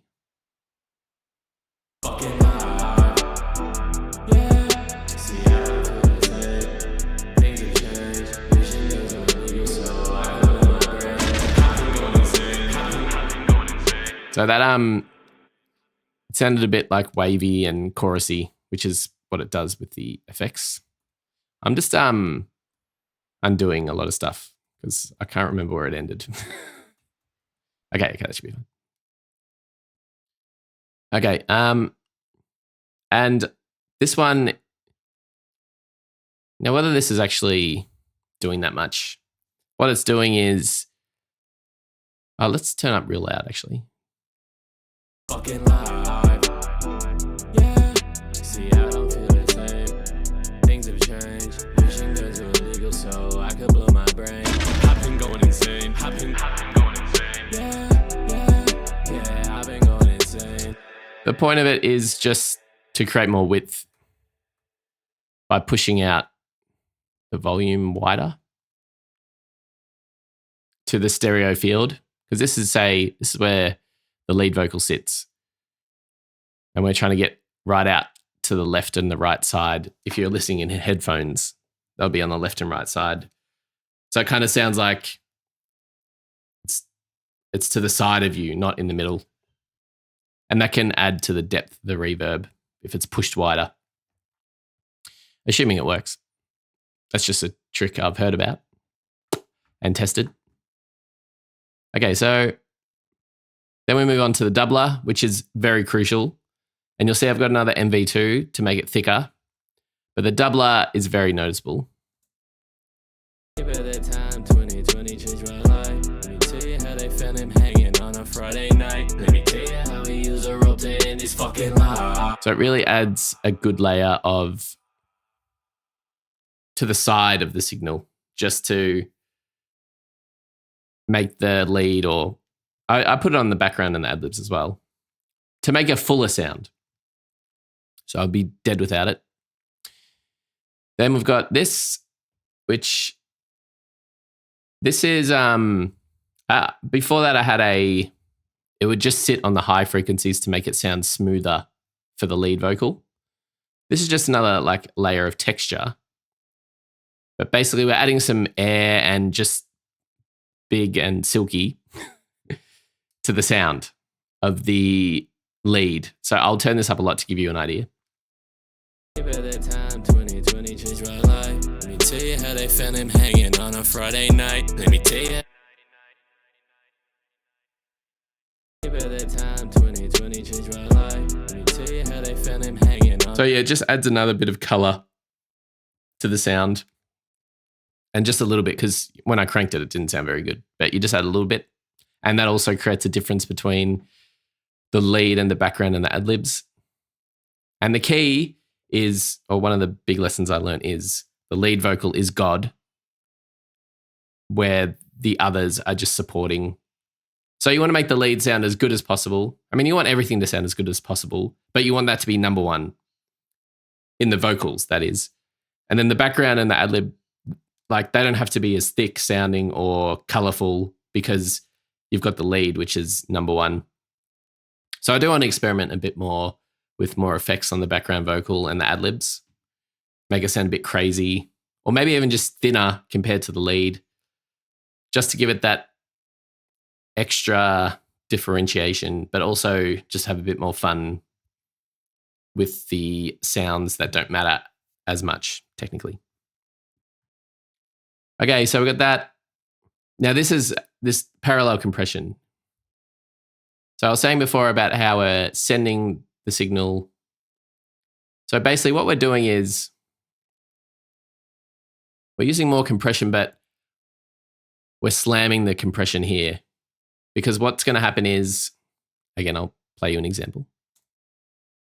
Time 2020 changed my life. Let me tell you how they found him hanging on a Friday night. Let me tell you how he used a rope to end his fuck. So this is literally a copy of the lead, but it's just being compressed super hard and then blended in, because it makes the original sound thicker and more present, I feel. So that's parallel compression. Don't know how correct that is, but that's how I perceive it to sound. So that's really the correct answer. Now, oh, yeah, okay. I did have a background parallel compression, which I didn't end up using, but I was going to use parallel compression less on the background and the ad-libs because it's not needed as much, but then I changed my mind and I wanted to use it evenly across them. And then we've got the exciter, which it's very much like the name. I'll just crank it. Time 2020 changed my life. Let me tell you how they found him hanging on a Friday night. Let me tell you how he So it's just adding a bit of more color, more excitement to the sound, but you don't need that much of it. And that's what I've noticed. You just put a little bit of each in these, reverb, and then because basically the lead sounded good already without any of that, like as in good enough. But then these are just the icing on the cake that add to the overall sound. And the difference between the lead and the backgrounds is just the amount I'm using, if at all. So more doubler, different kind of reverb. I'm not using this extra color. And there is slightly less exciter on the backgrounds and the ad-libs. So that's the difference. Oh yeah, just before I forget. At that time, 2020 changed my life. Let me tell you how they feeling hanging on a front seat. Hopping, going. Tell you how we use a rope to end this fucking life. Yeah. Okay, so to me, this part. Yeah. Let's just take up the instrumental. Yeah. When that's combined, I like the sound of that, right? But then listen to it separately. Yeah. Sounds fine. But it's more for this one, I think. Yeah. Yeah. It kind of sounds a bit weird, but when it's together, Yeah. Seattle. I really like it, which is one of the things I really like about music. It's kind of like, why the hell does that separately sounds a bit weird, but together it sounds nice? Yeah. That's to do with harmonizing, but that's what I like about music. To me, this is going to sound very corny, but that is the magic of music to me. How you can combine things together and it sounds completely different, or it sounds good or bad. I just love stuff like that. And all I can say to that is, Yeah. okay, so the delay we'll get to now. I think that's kind of like the last effect type thing I'm talking about before we get it more into the lyrics. Yeah. I think we could be doing well here. Okay, that's good because, yeah, I'm kind of tired of talking about this. Not tired, but I'm looking forward to talking more about the song. And there's only one thing I want to say to that. Yeah. And we need to listen to it again. Yeah. Okay, delay. Similar kind of approach to the reverb. Got the equalizer, but it's just taking out the sounds that don't matter. Which is, I probably could have gone higher, but I didn't need to. And what's being done here is, if I can find the connection. I've got the delay, 2 delays sidechain to the lead. So, Yeah. Seattle. yes. Yeah. Wait, no. Seattle. What's going on here? Yeah. Because I've got it turned off. It's turned on. What the? Things have changed. Look, remain calm, everybody. So, basically, the delay isn't on all the time. It is on when the lead isn't on to fill in the spaces. Because if you have the delay on all the time and you don't automate it, like to draw in the delay, and what I mean by that is, where is the delay? Not that delay. This delay, which is channel 5 is connected to 19. So what this is saying is this, and when I'm talking about the automation, this particular knob, which is sending the signal, the lead signal to the delay. So basically, when this is on, the delay will be activated and working. And when this square is up here, that means the delay will be on. So if you look, see how it just quickly, we're in the middle of it here. So see how it's on? So it's basically, it's just feeding a particular word or phrase to the delay saying, I want you to hear the word. What's an example? Friday night. So I've said to it, I want you to say Friday night back because it's a delay. So it's like, here's a signal. This is all you're getting for this particular part. Friday night. Let's turn it up more. Friday night. Tell me about that time he used the rope to end his life. Yeah. So again, if it were to be on all the time, so I hope this works. Tell you about that time 2020 changed my life. Let me tell you how they found him hanging on a Friday. Sorry, my bad. My bad. So this is controlling when the delay goes on and off. Just to keep it simple. And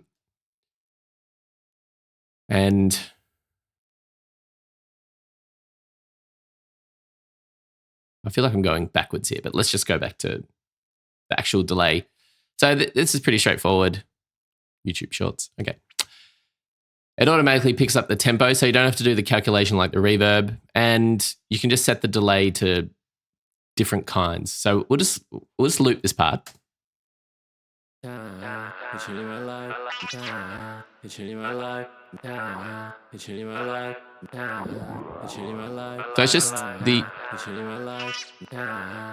it's just the amount of delay. Oh, sorry, the timing of the delay. So if you put to the right, it'll be more of a delay to hear the word that's being fed. If it's closer, there's less of a delay. And then the feedback is how long the delay will ring out for. So the lower, it might be a second or two or less. And then you can do this. So it just creates like a loop. So it'll just keep going time forever, basically. And then there's different effects you can put on, but I think I just used a template version. And ping pong, it means the delay will happen. You'll hear it in the left ear, then the right ear, then the left and the right, depending on how long it rings out for. Whereas I just wanted it to be like left, right, tiny bit left, tiny bit right. And that's just a nice sound, particularly if you're listening in headphones. But it just adds a bit of a bit more, what's the word? Let me listen and try to describe what I think it's adding. Tell you about that time. Let me tell you about that time. It changed my life. Let me tell you about that time. 2020 changed my life. Let me tell you how they found him hanging on a Friday night. Tell you about that. It just adds not flow, but just waviness. And it doesn't sound as dry, because without it,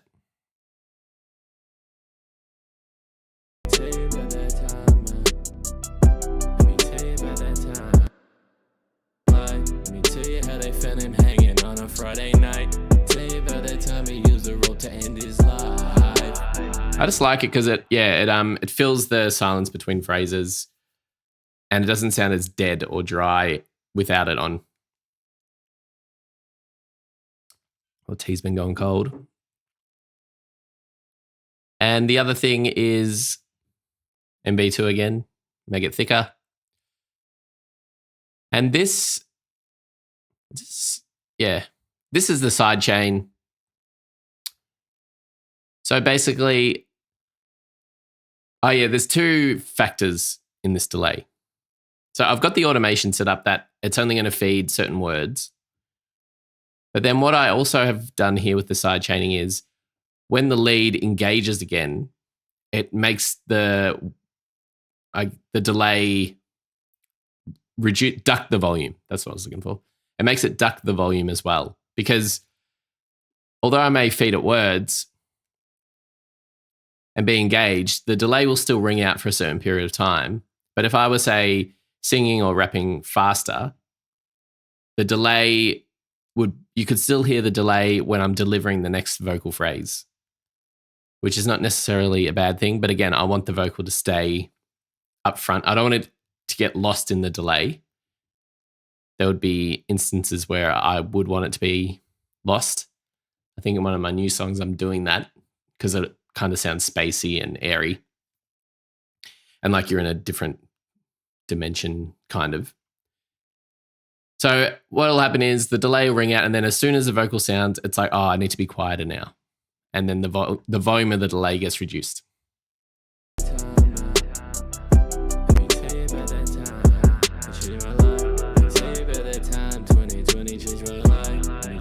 So this part here, it's just reducing the volume by a few decibels when the lead is engaged. It's not immediately turning it off. It's just subtly, so say it's at a volume of 10.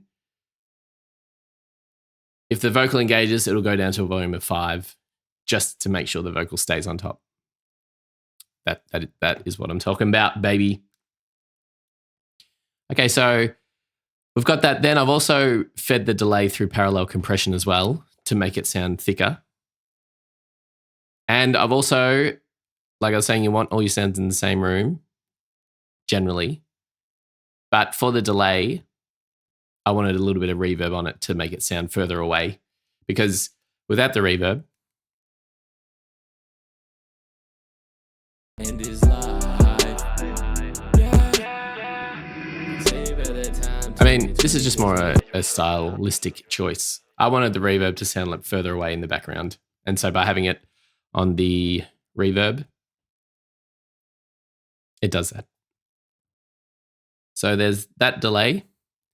Then there's a second delay, which I believe is only coming in at the end. Is that correct?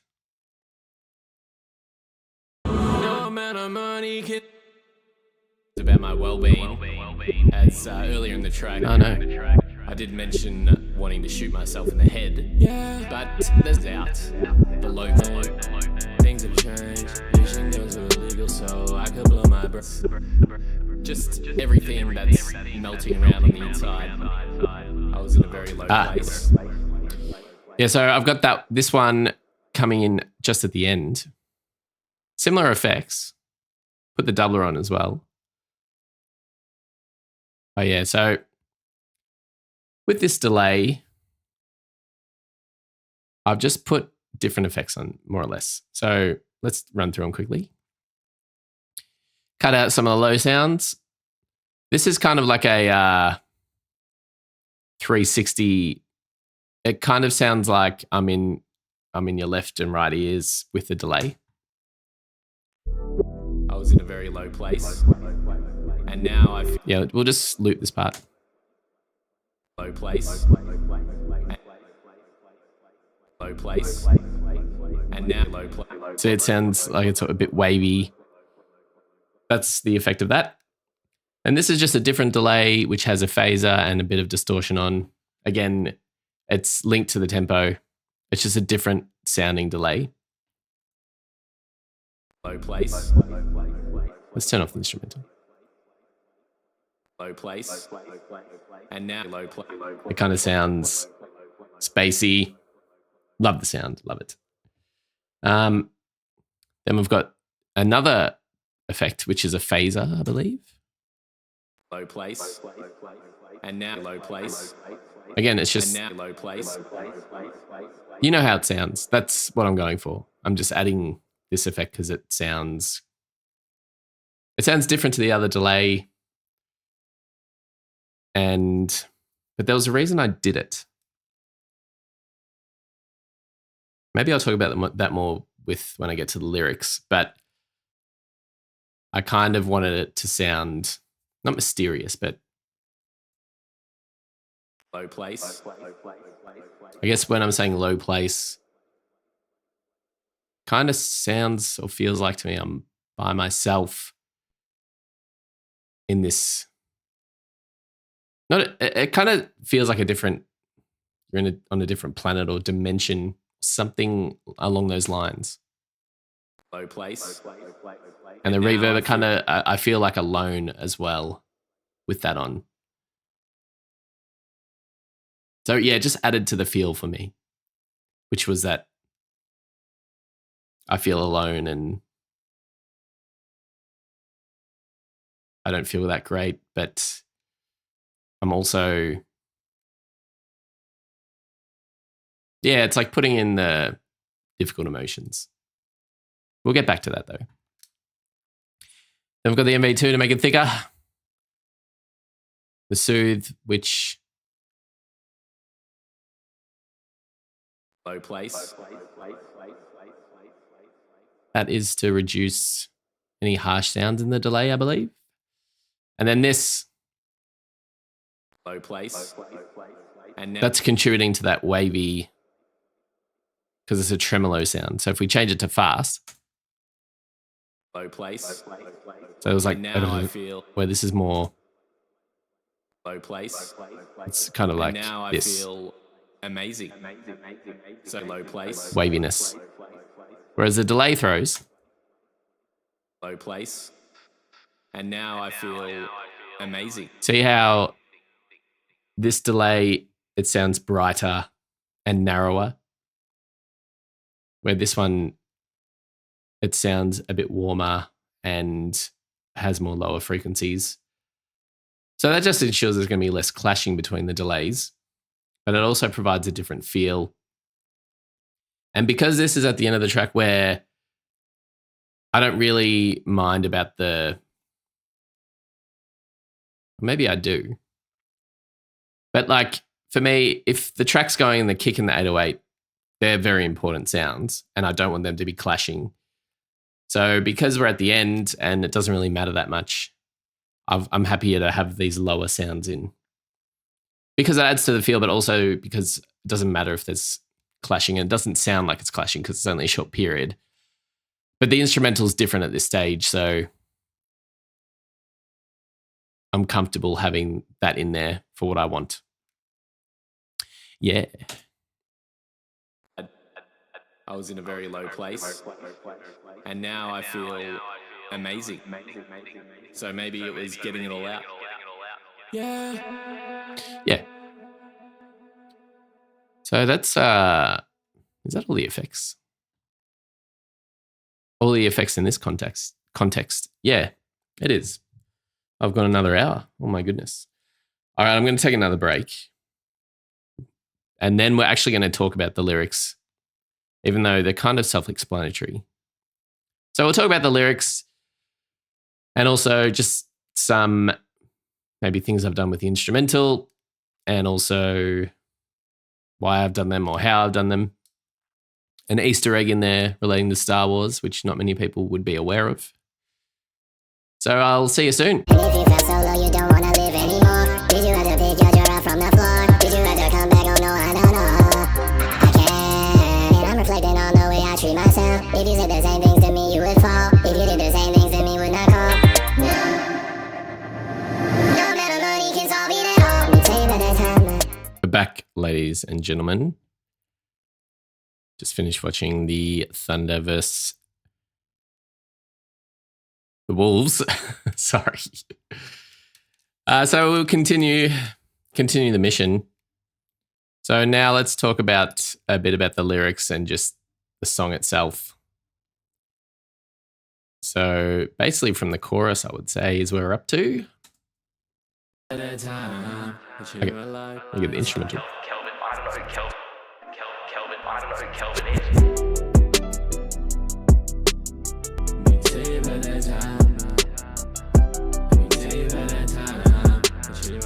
All right, so I've already discussed the intro, so let's go from the chorus. Just a moment. I'll just do a beat. So, proceed. Let me tell you about the time 2020 changed my life. That was the year my dad passed away.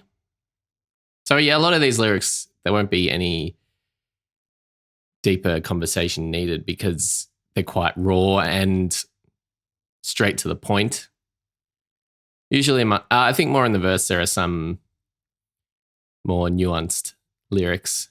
But for this song, it's quite raw and not a lot of explanation is required. Let me tell you how they found him hanging on a when he changed my life. Let me tell you how they found him hanging on a Friday night. Let me tell you how. Wait. Let me tell you how they found him hanging on a Friday night. Again, self-explanatory. And I never had really any fear of putting like such graphic details into the song. I think I go back to when I did my first ever episode and how hard that was to say anything. And now to get to this point where I can openly put it in the song. Obviously it's difficult, but nowhere near as difficult as it was. I think it's just more the impact it may have on, family and people who are listening to it who have been affected by it. I always had that sort of thought that they might be. That was my only fear in doing that. But then I just realized it's how I grieve and deal with it is my own choice. And this is how I felt it appropriate. Let me tell you how they found him. And just a little, we'll take off the instrumental. Let me tell you how they found. So just a little background here. Let me tell you. Let me tell you. So just like little stuff like that.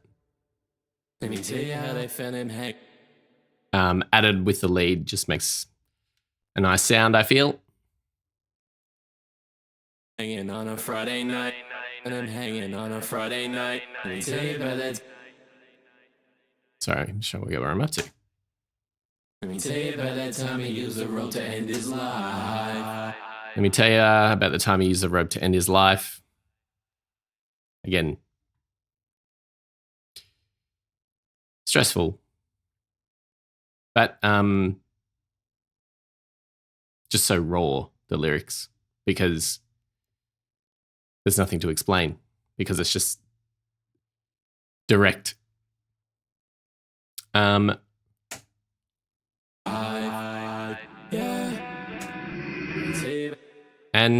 the other thing with the instrumental, because it's off YouTube and it's kind of like a repetitive instrumental.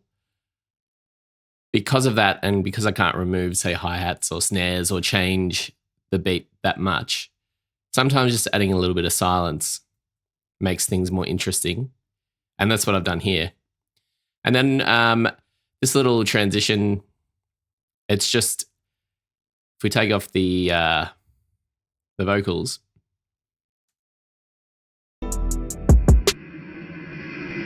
it's just a nice transition into bringing the beat back. And the other reason that I did this was because that lyric is so intense and heavy. I wanted the silence for the listener to think about it. Or I think because it's a shocking lyric, cutting the beat so suddenly after, I guess, is similar to the feeling I experienced when I found out what had happened to my dad. So obviously you can't replicate that, but just a little sort of way to symbolize how I was feeling. And I guess it's such a heavy topic. So yeah, I just felt that was appropriate for that part of the song. So if we play it back.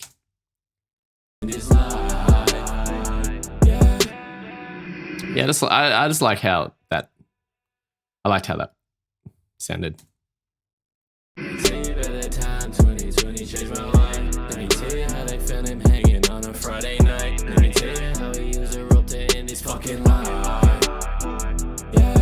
So again, that's just the same as the first chorus, but I just put fucking in because I guess it's more of a frustration thing for me. It's like, here's what happened. I'm telling you again, and I'm upset and frustrated about it. So I just felt it appropriate to put the swearing in because I wanted more emotion and energy.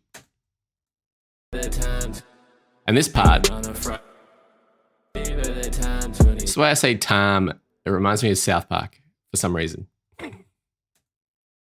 The time 2020. The time 2020.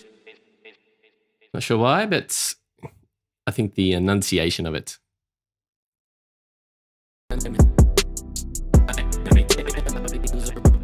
Okay, I've done something here. I don't know what I've done there. I really hope that didn't. Okay, got it. They found him hanging on a Friday night. Let me tell you how he used a rope to end his fucking life. Yeah. See how And the other thing is, I really like that yeah sound. So I've used it throughout the song, but I just really, it's kind of like a nice sound to have in there. Repeat, and also to fill in the silence, but like as the instrumental's going, which isn't always necessary, but I just liked the way it was. yeah. See I don't feel the same. Things have changed. So lyrics. See, I don't feel the same. Things have changed. So when I was making it last year, I was going through a depressive state. I wasn't feeling good about things. So yeah, that was just reflective of the state that I was feeling at the time. No pun intended. Wishing guns were legal so I could blow my brain. Wishing guns were legal so I could blow my brain. Been going insane. I've been going insane. So I just felt that way at the time, as in like, if a gun was just legal, this would just make my life so much easier. And I didn't really there wasn't a real intent or seriousness about, I'm actually going to do something to myself. It was just a way to voice how I was truly feeling in the moment. And because the song is about suicide, referencing the suicide and relating to it, being able to relate to it myself, I just found, something about that I just felt like it was a way for me to air my emotions about what happened to my dad, but also the low feelings I was experiencing. And it just came out that way, which is quite, it's a full-on lyric, but it's a full-on song. So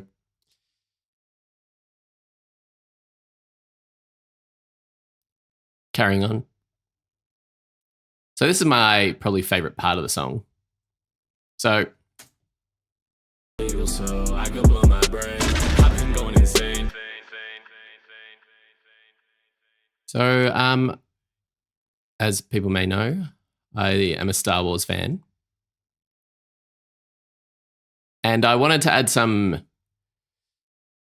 just like something on my own sound, but also because this part's pretty heavy, and I think this adds a lot of like power to when that kick and the track drops again, leading into the I've been going insane part.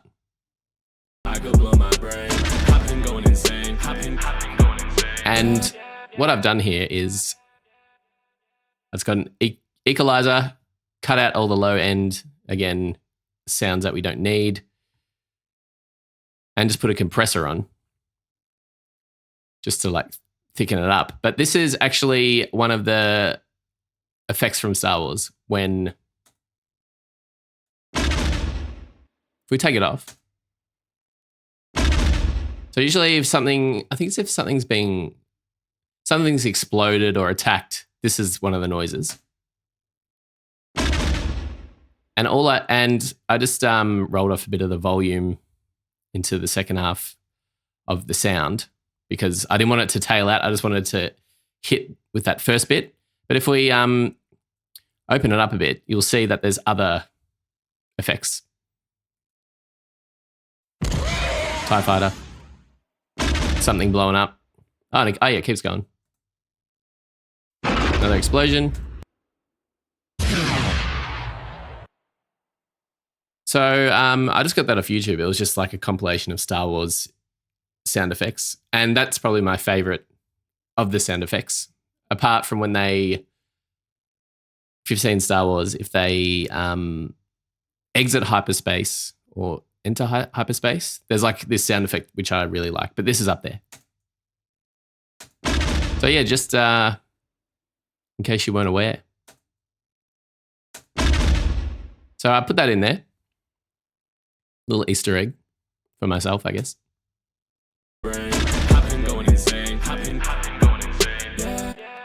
And they do say insanity is doing the same thing over and over again, expecting the same result. I guess you could say I've done that here by repeating I've been going insane. But I just wanted to emphasize how I've been feeling. And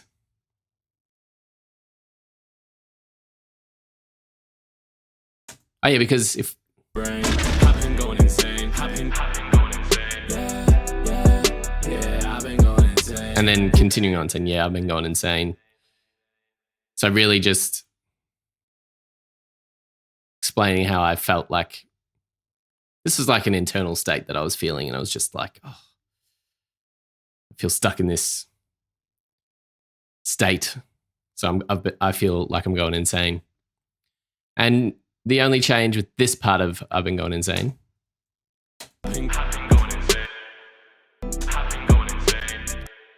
So I just put an equalizer, cut off the lows again. Oh, wait, no, this is the Star Wars. Sorry, my mistake. So it's kind of the same as my lead vocal chain, but the difference is there's an EQ effect, which is like, it sounds like a telephone. So I put that on because, again, that just moves it into a different space on the track. And then I just added in, parallel compression and reverb. Just because it's a different style of delivery. Because this is the same lyric and the exact same audio as before, but just changing it to a different spectrum like that just gives it variety. And that, yeah. I just felt like it was it added bounce to the track in that part, I feel. Because it's like with the drums and everything with that, it just sounded good. Bounciness. And also having the delay there adds a bit of bounce. Let's try it without it. Sounds just as good.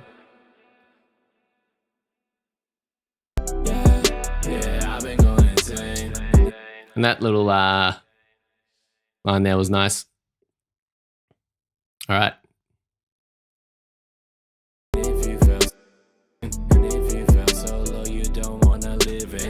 And if you felt so low, you don't want to live anymore. That's just saying people, this is the state I'm in and how bad it feels that I don't feel like living.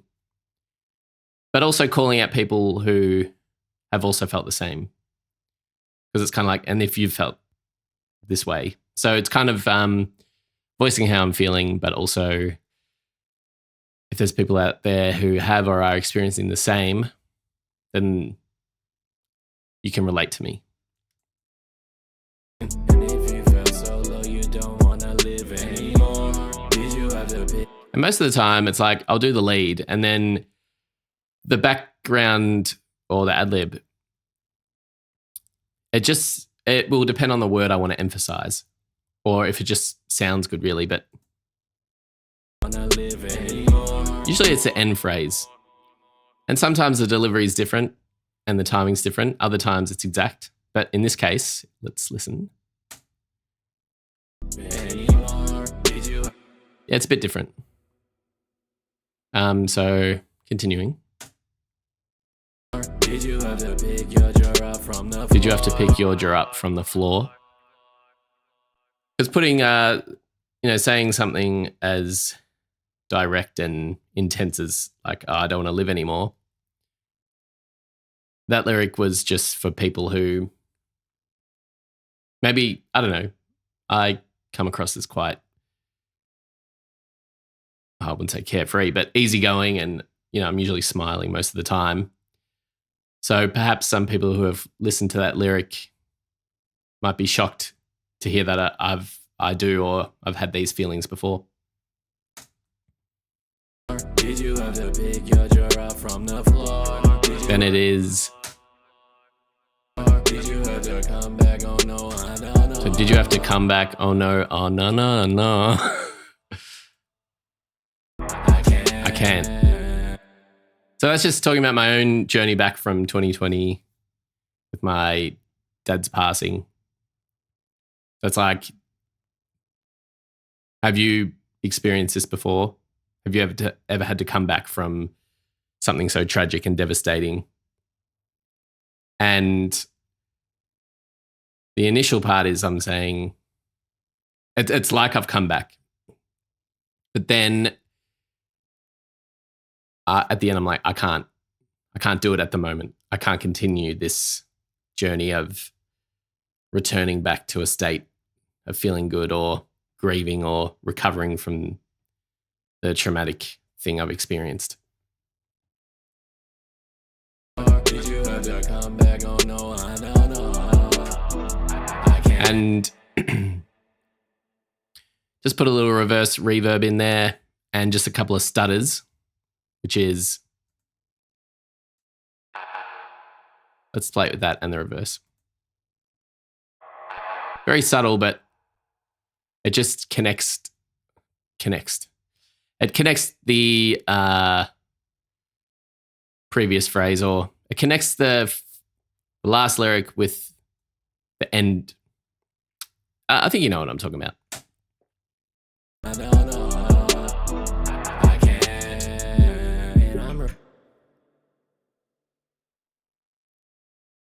Radio.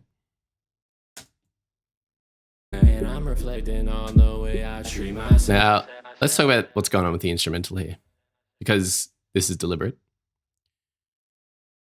So there's an automation. So I've turned something on here during this part, which is, you'll see this knob. It should turn on here. So all I'm doing is cutting the high frequency, so it's only got the low end. So it kind of sounds distant or underwater, I guess.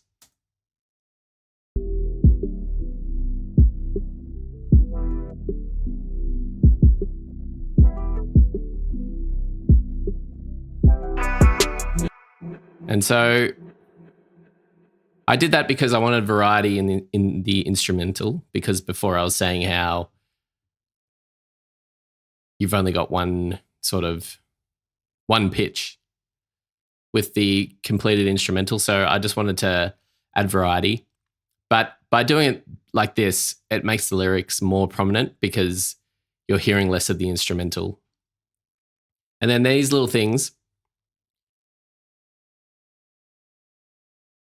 This is connected to this gross beat, and it's just an effect which I triggered at my own leisure. So it's like, wow. It's like opening the track and then closing it. Sorry, I'm looking at the wrong thing here. It's moving. Oh, I got this on the wrong. What this trigger is doing is moving this and allowing more of the instrumental sounds to come through. So you'll see it when I play. It's just moving from there to there. And again, that I like how it adds more movement and variety to the sound, and it's more wavy, I would say. So to the lyrics. And I'm reflecting on the way I treat myself. And I'm reflecting on the way that I treat myself. If you said the same things to me, you would fall. If you said the same things to me, you would fall. If you did the same things to me, would not. If you did the same things to me, would not call. So this is just me being introspective about myself and how my own self-talk and my own thoughts, and basically saying, if I was treating myself like a friend of mine, If you said the same things to me, you would fall. oh, sorry, the first part is if you said the same things. Yeah, sorry. One more time. If you said the same things to me, you would fall. It's this has two meanings. So it's saying, if you were my friend and you said this to me, I would probably want to fight you. Is how I'm seeing it. And also, you would also collapse under the weight and pressure that I put on myself, or how I feel about myself at times, if you were experiencing that. And then If you did the same things to me, would not call. it's like, if you were my friend and you were doing the things that I do to myself, this is more mental talk, then I wouldn't call you again, because that's not how a friend should treat another friend. And so I liked how with this section, having that with the beat kind of airing in between, leading up to this part, which is a fun part of the song.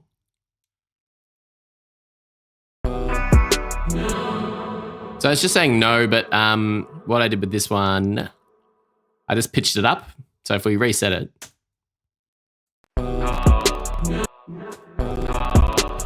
it's just me saying no, but then I pitched it up because I like that sound.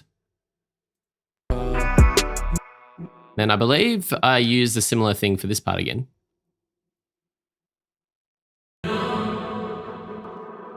So this is nice. This is a separate section, where basically I just recorded the sound with the reverb on, added this delay, and then I cut the instrumental just to create suspense. And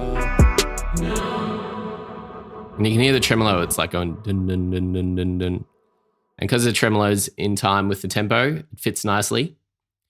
And then what I've done is I've got a reverse reverb, but there's two pitches to it. So this is pitched down.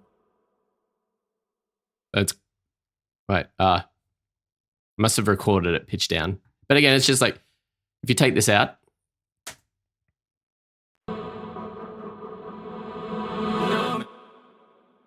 and basically all I'm doing there is with the phrase that's coming in, No amount of money can solve it at all. which is no amount of money can solve it at all.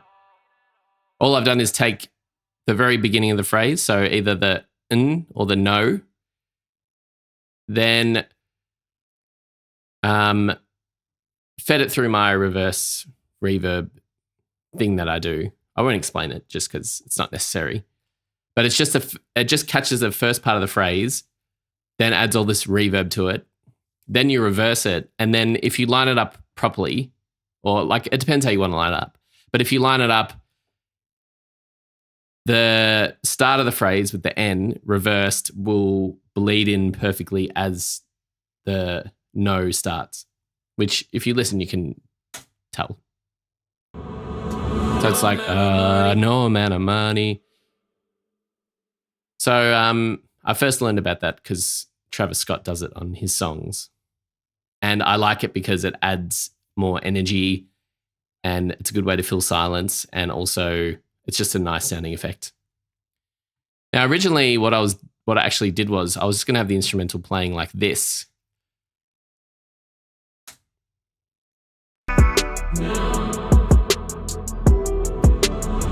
Oh, sorry. What I was going to do is I wasn't going to have this gap. I was just going to go straight from this phrase and then into no amount of money could solve it at all. But I wanted that line to have more of an impact, because if you remove elements and just have the voice, then the listener will just focus on the vocals. But if you've got the instruments and everything, then they might be listening to the entire thing. So I just wanted to focus on that part because I'm saying I could be rich and I would still feel the same way about myself at times. So it's just emphasizing that point. No amount of money can solve it at all. And again, the magic of music. If you take out, let's just take out the lead and the ad lib here. No amount of money can solve it at all. So we've got that delivery. Then we've got this one, No amount of money can solve it at all. the low delivery. And then this is the lead. No amount of money can solve it at all. So see how, like, to me, the background and the ad lib, there are some parts of that recording which sound weird, but when they're combined, No amount of money can solve it at all. it just, the meshing of the sounds, the low voice, the higher voice, the normal voice, all together, it's just nice. And I like the way the beat comes back in. It just is like, yeah. Solve it at all. Tell you about that time. Let me tell you about that time. Change my life. Let me tell you about that time. Let me tell you about that time. It changed my life. So repeating the same things, which is, I liked it because it's a nice tie-in with the intro. Because it's basically the intro again, but the extra part is this part where I just, again, I wanted more emotion and feel to the last sort of musical part of the song. So I've got these two. Well, I've got the lead. It changed my life. Then I've got this, It changed my life. which just sounds very good. It changed my life. It changed my life. Let's see, different delivery, then you combine it together. It changed my life. So I think I'll be getting more into it changed my life. Like I'm definitely getting more of the Blink-182. I kind of think of the accent. I'm starting to do it more. I've noticed when I've been singing or rapping along to songs, I'm starting to put that inflection on my voice because I just like the way it sounds. So I think that's going to come through in more of my songs. Then, as I usually do, what I did was I just reversed the instrumental leading into this uplifting section. And then I went back to that, the filter to cut the low end, cut the high end of the instrumental. And then I did the same thing with, like, the beat will sound like it's wavy. So I'll play a bit of it.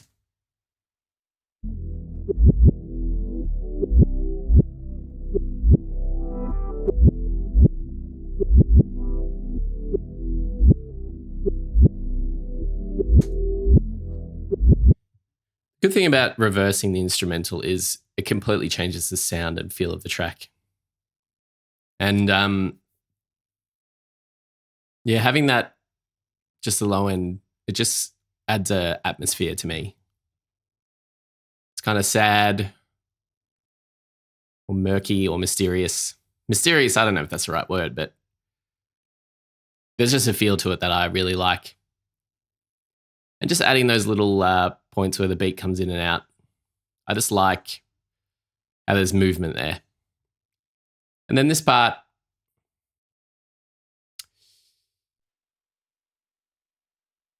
I think because, suicide to me, it's very much at front of mind because of what happened to me and my family. And so just taking, I guess, the response to that, I'm channeling because I was talking to my brother the other day and we're the kind of people who we're never going to lose hope or give up on things, no matter how bad it gets, which is great because, could easily go the other way in a situation like this. and could still happen. But we'll never give up hope. So I just thought I'm going to put a message in here because who knows, you might influence one person, which could save a life. And this felt good to me to just talk at the end. And by this stage, after the recording, I felt much better about myself and things. And this was a reflection of that.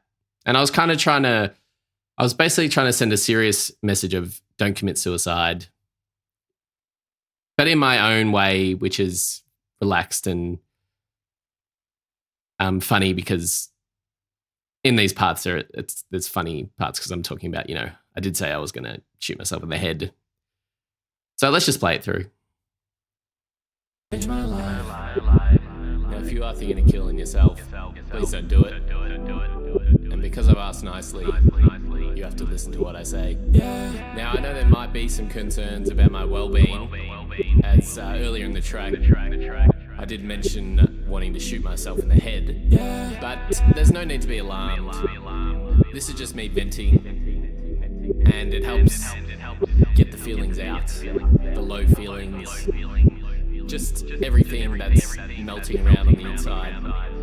I was in a very low place, and now I feel amazing. So maybe it was getting it all out.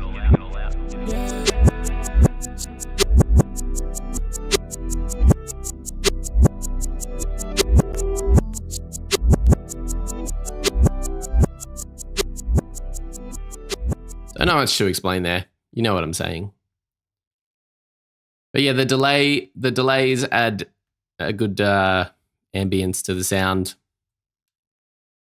As I like those additional words where I've added in the delay I was talking about in the previous part, which I'll just crank it. Place. And now I feel. Sorry, wrong one. This one. I was in a very low place, and now I feel amazing. So maybe it was getting it all out. So yeah, I just like that ad-lib delay sound, just for those keywords. And then at the end, I just put it on the yeah. So I said before I liked the sound of the yeah, so I was just putting it in that section because I'm talking and there is some gaps and it is a song. So I was just like, I'll just put in the yeahs because I'm also kind of answering myself in this section. Listen to what I say. Yeah. Now I know that you have to listen to what I say. It's like you have to listen to what I say, and I'm like, yeah. The head. Yeah. And saying, I did say I want to shoot myself in the head, so it's like, yeah. Which is kind of to me, it was a funny way of making light of that. And then on the way out on the track, I had the automation where I just slowly let the entire sound of the instrumental come back in. And then there's about 10 seconds of the instrumental just playing. And again, I wanted to give the listener time to digest and take in what I just said in the talking section, but for the entire track. So I just let the instrumental play because I felt like it's a good opportunity to think for those 10 seconds. So that is intentional. And I just liked the way the song ended. Okay, so now we're going to move on to the mastering, which should be a short little thing. So if you've managed to make it this far, you're really excellent and I appreciate it. But in any case, it's been good for me to tick this off the list. So I'm just going to go to the bathroom and the recording will continue. But yeah, just give me one moment. Yeah. All right, so we're going to fire up the mastering. Now, while it loads, hopefully I can find it and talk. Oh, yes, thank God. People usually will dedicate, it's like there'll be a mixing engineer or a mastering engineer. And they'll just do mastering only or mixing only. So I'm just saying that because that's how, what's the word? That's how deep you not need to, but you can go in these fields. And I'm trying to do both. I'm trying to do both, not lightly, but I'm trying to learn both stages of it. So that's how intense it can be. But the point of mastering is to finalize the song, make it sound better where you can, make it loud enough. So if we give an example of, Let me tell you about that time, man. so to go from, let's just turn off the effects. So we're looking to go from, Let me tell you about that time, man. Let me tell you about that time. It changed my life. Let me tell you about that time. 2020 changed my life. Let me tell you how they found him hanging on a Friday night. Let me tell you about that time he used the rope to end his life. go from that to this. Let me tell you about that time, man. Let me tell you about that time. It changed my life. Let me tell you about that time. 2020 changed my life. Let me tell you how they found him hanging on a Friday night. Let me tell you about that time he used the rope to end his life. Yeah. Now, it's probably going to sound better to you anyway because it's louder. But it's just, well, I'll go through the process. Why don't I do that instead of just trying to explain it without,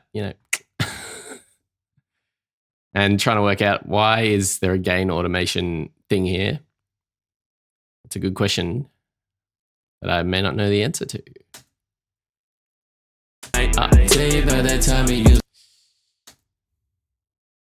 Tell you about that time he used a rope to end his life. Let me tell you how he used a rope to end his life. Why is that happening? Yeah. Right, so we're going to take a step back because where do I even begin here? What I'm trying to do here is, let's just pretend the limiter, which is the final stage of the mastering process, usually. Okay, let's just say the maximum sound we want is 0 decibels. Anything above will cause distortion and clipping of the sound. Let's just, eliminate that. Let's just say we don't want to go over 0 decibels, okay? But we want the track to be as loud as possible. Now, one of the keys to having as loud a track as possible is something called the crest factor. Now, the crest factor is the difference between the average loudness of the sound across the track versus the loudest true peak of the sound, which is like the loudest.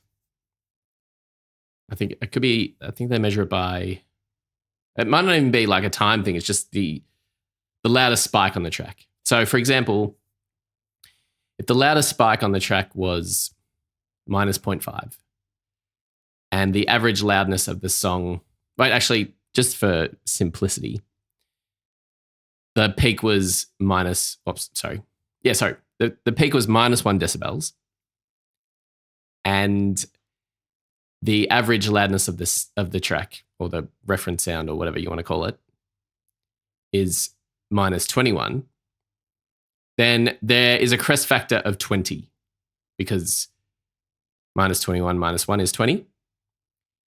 Now, there's a guy he's a mastering engineer, I think in Keilor down the road. He has on YouTube, this is where I learned a lot of the stuff from him. He said for most songs, the crest factor, I think for pop songs, I think he said between 10 to 15, something along those lines. So it's basically the lower the crest factor, the lower the difference between the true peak and the average loudness. And the reason why that's important or useful is if you have a lower crest factor, that means you can potentially have a louder master, because if the gap between the loudest point and the average is smaller, then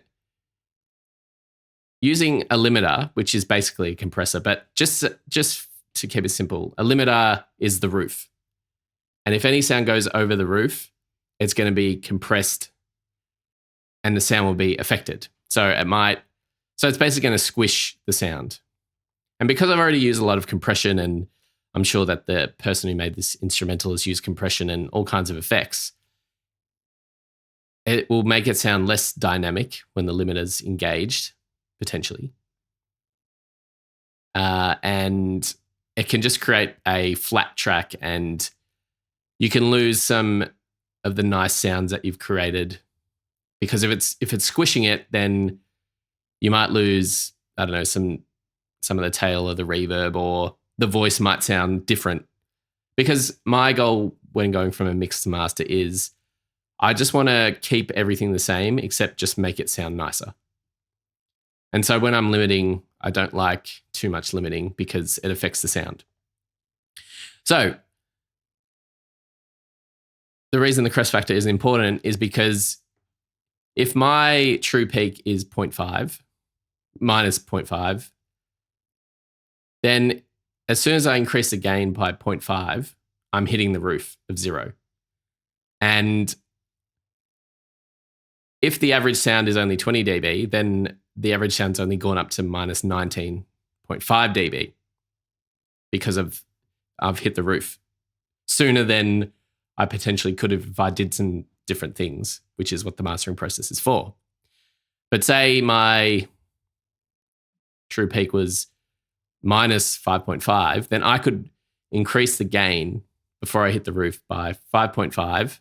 And then instead of having the average loudness of being, say, 20, then it could be 15. And so it's louder. So it's just reducing the gap between the loudest and the average sound. So if you're watching on video, so this is the true peak here, my upper hand, and then the average is the lower hand. So if the gaps, and pretend the roof is here. So we go like this, we've already hit the roof. But if we can go reduce those peaks down, then when we go up to hit the roof, this is the average sound is way louder than if I didn't, if the true peak was higher. Hope that makes sense. So how do we do that?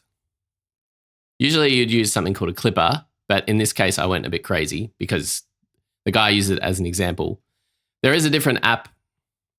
Maybe I can open it within here because it would be good to show. And this is where a lot of the math, this is just math. This isn't like, I'm not listening for anything, which I kind of like at times.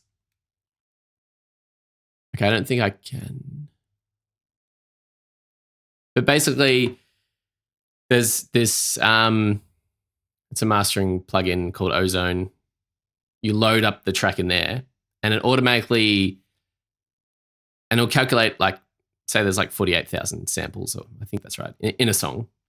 It will automatically tell you which is the loudest on the left or right channel, because sometimes, like say if we're panning left to right, the left side might be a lot louder than the right side. So it'll tell you where the loudest sounds are, and then you can actually calculate how much I need to manually go in and reduce the volume of those true peaks by in order to reduce the crest factor. Because for this song, my crest factor was about 15.4.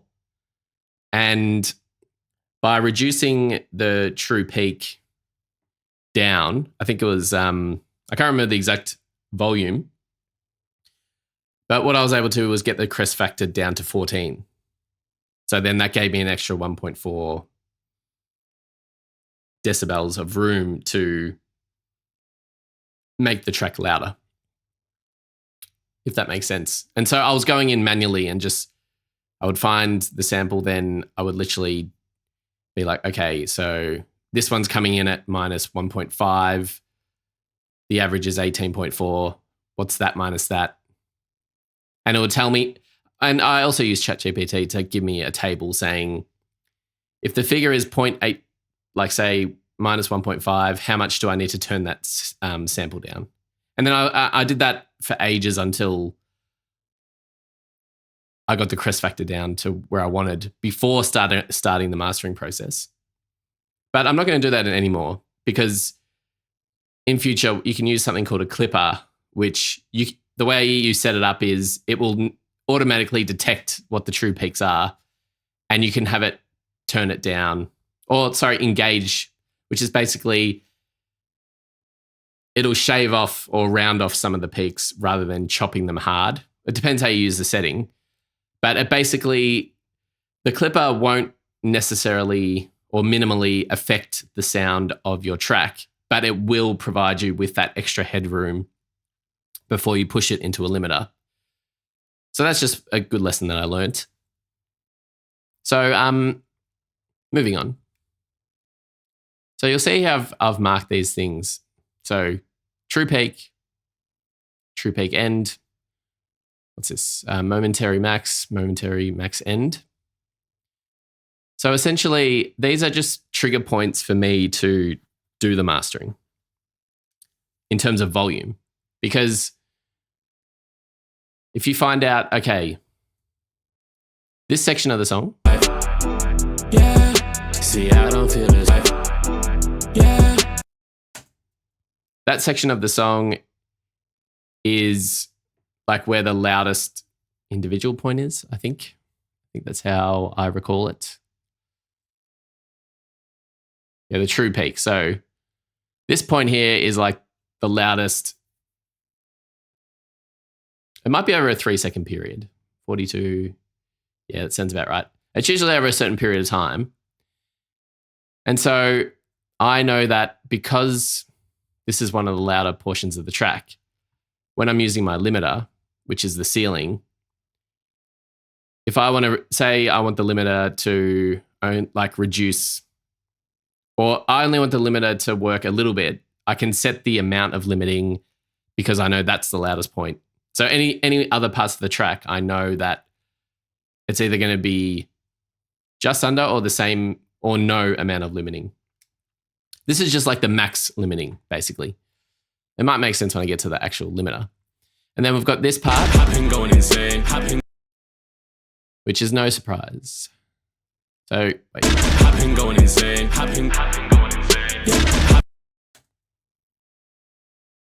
Now the difference here, I think this is, look, I've kind of forgotten, to be honest. But this could be the average over a few seconds. That's the loudest part of the track, which makes sense to me because that Star Wars sound plus the 808 and me doing the I've been going insane is quite, like I could have probably picked that myself because it's quite a loud, like those sounds combined will obviously make it louder than most other parts of the track. So again, what I do in the process is Going insane. so I kind of loop that. I know it's the loudest or one of the loudest portions of the track. So I can set the limiters levels on that section, but also I can listen to what's happening to the sound, if at all, that's changing with the mastering effects. But I feel like there's actually something else that I'm forgetting. So I'll need to revisit that. But I think that's the other thing too. That having a reference point like that allows me to, and the other thing I'm doing is the same thing as earlier, gain matching. So like I was saying earlier, you want the same level of signal fed through until you get to the limiter where you just want it to be as loud as you could get it. So having that with, I forgot this too. With this loudness meter. I've been going insane. I've been going insane. Yeah. I've been going insane. I've been going insane. Yeah. So what I was doing is I would be like, okay, this is integrated minus 9.8. And then when I was going to each different plugin up until limiting, I would adjust the gain output of each plugin so that this would sit on minus 9.8. And that means I'm feeding the right signal throughout. That's what I meant. Okay. And then these gain automations, what's happening here is if you look at Fruity Balance, which is just a gain plugin. Let me tell you how we use a rope to end this. You'll see that it's turning on and off at certain parts of the track. So basically, it's turning the track up by 0.5 decibels. Now, the reason for that is this is a way to create your own dynamics in the track. Because if we take this part, like just before. Let me tell you how they found him hanging on a Friday night. Let me tell you how he used a rope to end his fucking life. It's a very slight increase in the volume in that last phrase of the chorus. So again, that's a little bit louder than the other part. So it's like creating more dynamics. So there's more quieter and more louder sounds. And the reason to do that, well, apart from creating dynamics, is to emphasize certain parts of the track. So if we go to this one,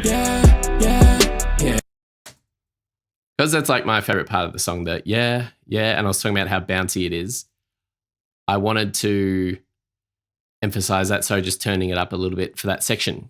You're out from the floor. Did you have to come back? Oh no. And just lyrics that I want to emphasize. So that is why that's happening.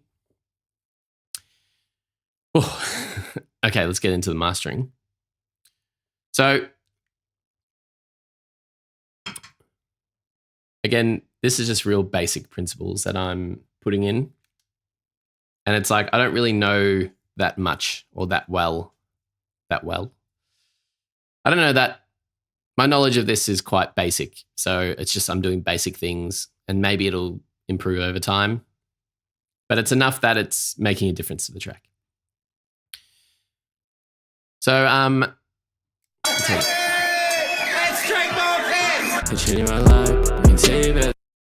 oh, and another note, mastering plugins use a lot of your computer's resources. Gosh. So what I'm doing here, okay, that's not on. This is turning up the volume of the signal in the side, so say the left and right of the headphones, because it can make the track sound wider.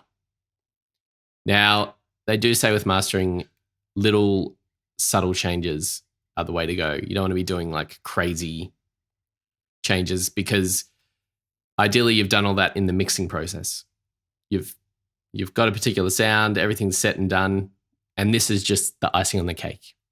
So what this is doing is it's turning up the side signals in time with the song by only a very small amount. This is, say, 1 decibel. Maybe it's even half, but it's kind of creating a fluttering effect.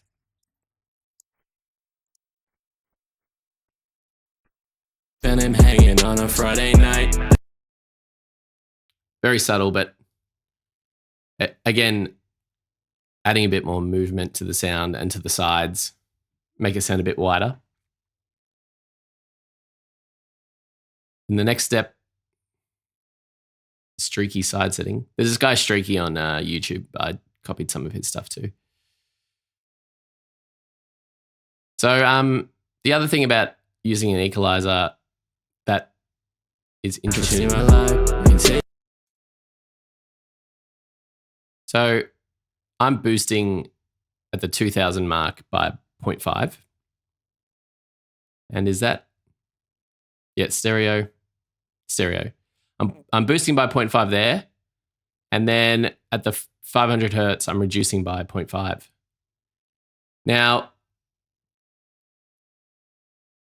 this is basically the same as, like, say, if I were to eliminate this and boost this by 1, because I'm boosting these particular frequencies, it makes you perceive the frequencies in the 500 hertz range as being reduced.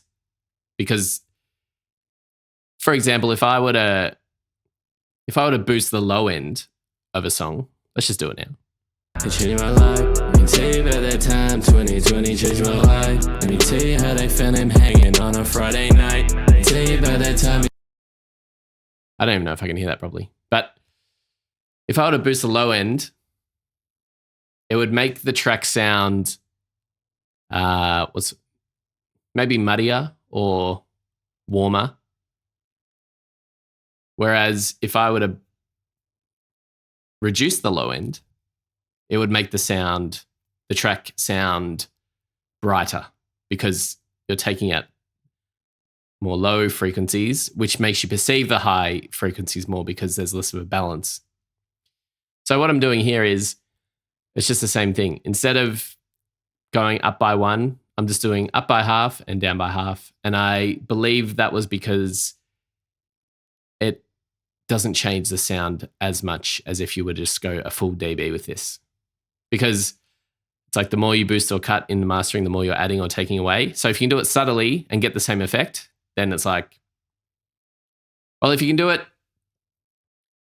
the same thing with that and get like the sound you want, then it's just better to do it this way, I think. I feel like I felt more knowledgeable talking about the mix, where here I'm kind of a bit unsure of things, but that's to be expected because this is the first time I've mastered a song in this type of fashion. So again, that's just playing around. I think I liked how this part sounded. 2020 changed my life. Hanging on a Like that sounds good to me. So I was like, oh yeah, that'll be nice to add. And then hit this. Let me tell you how they found him hanging on a Friday night. Tell you about that time he used the rope to end his life. I just remember, because I'm using these headphones right now, I've got open headphones, which they're better because they're open. It's like you're in a wider soundstage, where these are closed and the highs and stuff aren't as good on this. But because I'm recording, if you have open headphones, it can leak into the recording. So I don't think I can detect it as well as if I was using those headphones. But yeah, this was just a choice of, it sounds a little bit better having that EQ on. Now here we've got a compressor. Changed my life. Let me tell you about that time 2020 changed my. So as you know, I've compressed a lot of the track already with the vocals. The person's probably done it because the instrumental, that's the other tricky thing. The instrumental was already mastered so it's already gone through this process, which normally you wouldn't have. Ideally, you'd have the instrumental that's not mastered, because that instrumental would have had, like probably compression and maybe EQ changes and limiting itself. So it's like I'm limiting a thing that's already been limited. And it's already been compressed because it's gone onto YouTube and then I've downloaded it. So that all is like not ideal for the instrumental. So that's why I'm also trying to avoid doing anything too crazy on the master, because I know the instrumental has already had so much processing done. So you know how I was talking before about the ceiling and we want to reduce the crest factor? Using a compressor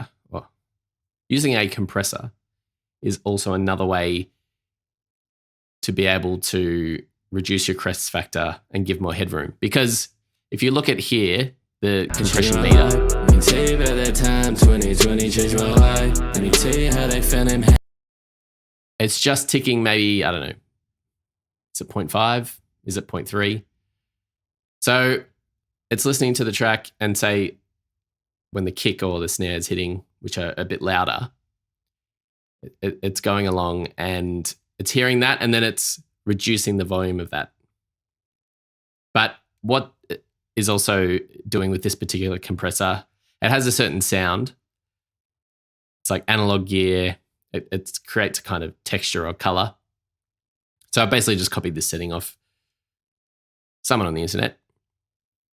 So it's creating more headroom because it's catching those peaks and reducing them ever so slightly, which again, if you combine that with what I did by reducing the gain of the other peaks, it's just like little things which reduce the true peaks and give you more headroom to push the track louder, reduce the dynamics, and bring up the lower, give you more capacity to bring up the quieter parts of the track.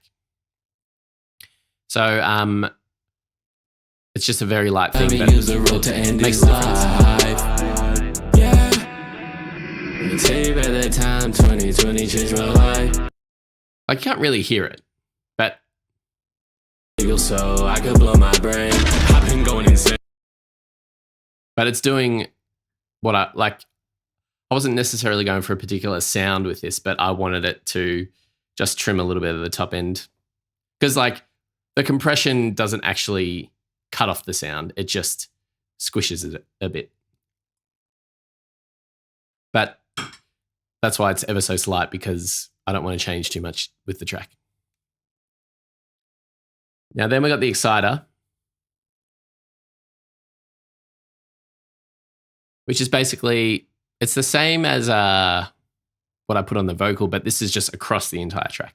So let's just turn it up a lot. Pick your jaw up from the floor. Did you have to come back? Oh no, I don't know. I can't.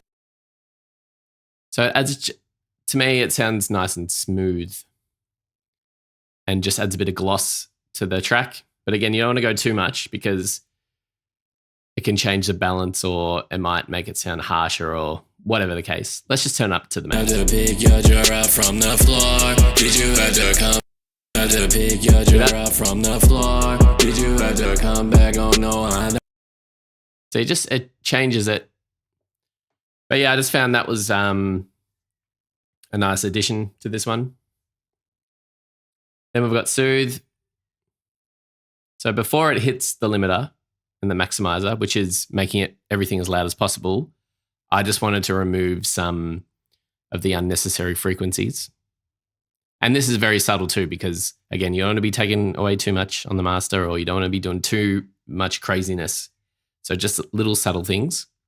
And it's good with this plugin because there's a mastering preset. So I just chuck that on and be like, yep, this person knows. So let's just have it, rather than try and tweak things, which I could, but I just feel like I would lose my mind if I was like, should we have the Attack 4? And I can't really hear it because it's so minor. Had to pick your jaw.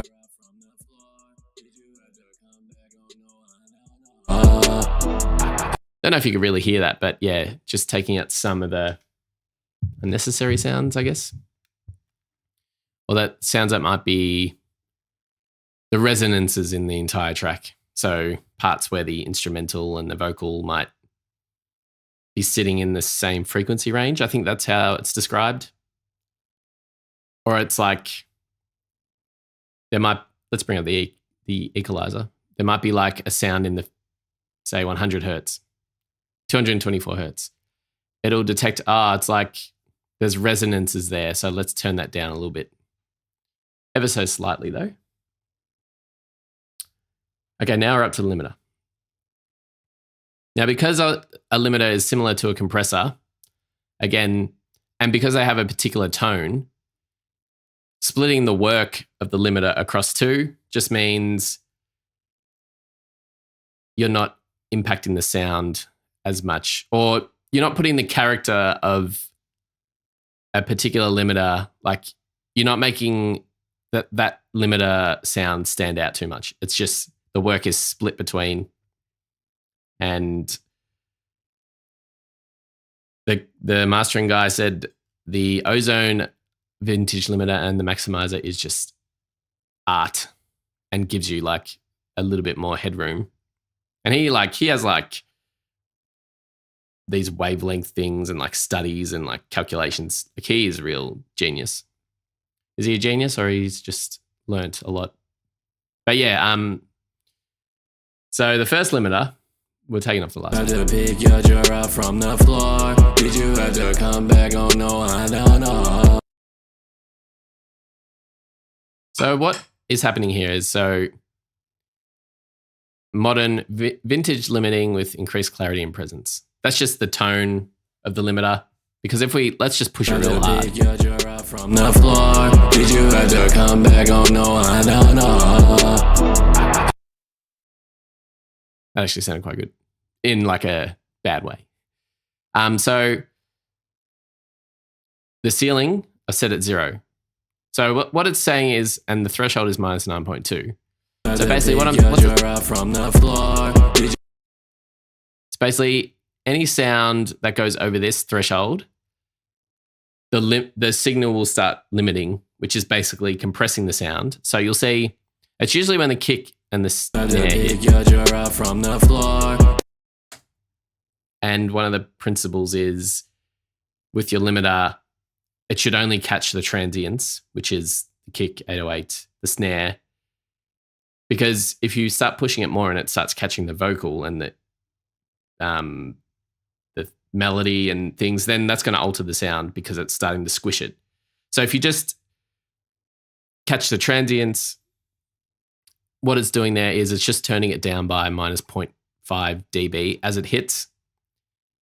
And by turning down, I mean it is squishing the sound. So it's just being like, oh, you've gone over this threshold. We need to turn it down just a touch. But what you'll notice with the threshold, pick your jaw up from the floor. Did you have to come back? Oh no, I don't know. the more you pull the threshold down, the track will get louder, because if we talk about the ceiling analogy, it's so by pulling the threshold down, just pretend it's the opposite. Pulling the threshold down means we're pushing the signal into the ceiling. So it will continue to increase the volume, but because it's going over that ceiling or threshold, it's going to turn down the track more. And by turning down the track, I mean it is going to compress the signal and squish it to reduce the sound. So I'll do it slowly. Pick your jaw up from the floor. Did you have to come back? Oh no, I don't know. I can't. So see, it was starting to reduce, or it was starting to attenuate any sound going above that threshold by -5 decibels. And they say usually between like up to 2 decibels of limiting is ideal to make sure the sound isn't too affected. Because it just basically, it makes it crushed. The more you pull it, it crushes the sound, because it's like the lower parts are getting louder, the higher parts are getting compressed. So if you push it too hard, then it can ruin the sound. And the character is just, I think it's, wait, let's have a look. It's just the sound of the limiter. Oh, sorry, the attack and release times. True. So again, like a compressor, it's like the faster the attack, the quicker it will engage. And then the slower the release, the slower it will be released. So that's just a timing thing. And I was talking about pumping earlier. So that's just related to the pumping effect. But I believe if you're trying to catch the transients, well, if the attack's a bit slower, then it's like the kick will hit and ring out a little bit, then the limiter will start to affect it. But if you're really trying to control the kick right at the start and have it faster, then as the kick hits, it'll turn on. But if you've got a quick release, then it'll quickly let it go. So it just means you could potentially, the limiter might create like a woofing type of like in and out sound, depending on how fast or slow the attack time or release time is set. But yeah, nothing too crazy, so I just chucked it in the middle. Then we're on to the final. This is the maximizer, which is just another limiter. Now, again, Had to pick your jaw up from the floor. Did you have to come back? Oh no, I don't. so there it's doing anywhere between -1 to 2 dB of attenuation. So again, this is doing the same thing, but the only difference is the true peak. So, and this is set at -1 because I was doing this song for social media, like exporting a version of this for social media.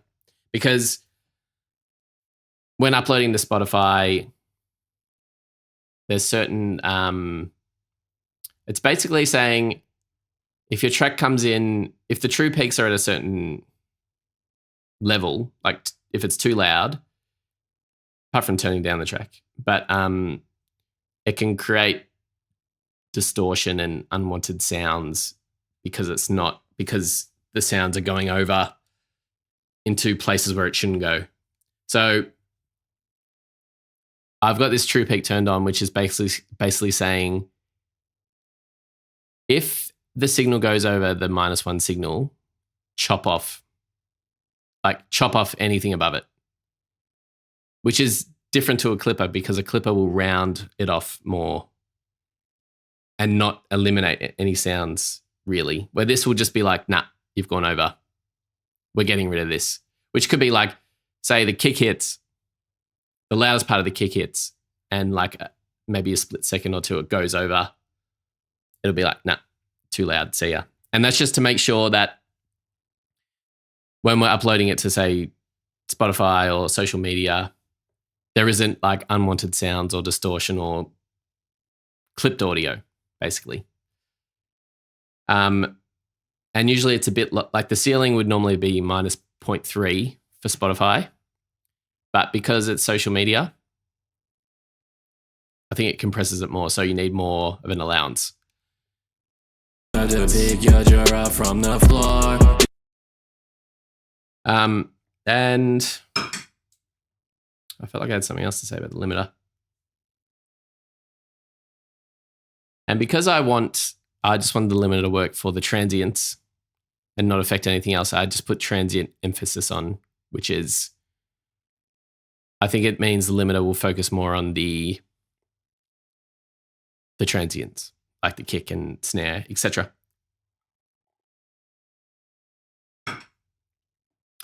So that's it. So as you can imagine, there's a lot to consider. And with this song, I made like a huge list of things that I wanted to try, and particularly with mastering that I've ticked off. I need to go back into the archive and recover them because there's things here which I'm like, oh, I've done that. Why did I do that again? So I just need to go back to that just to find the videos that I was referring to so that I can replicate this process.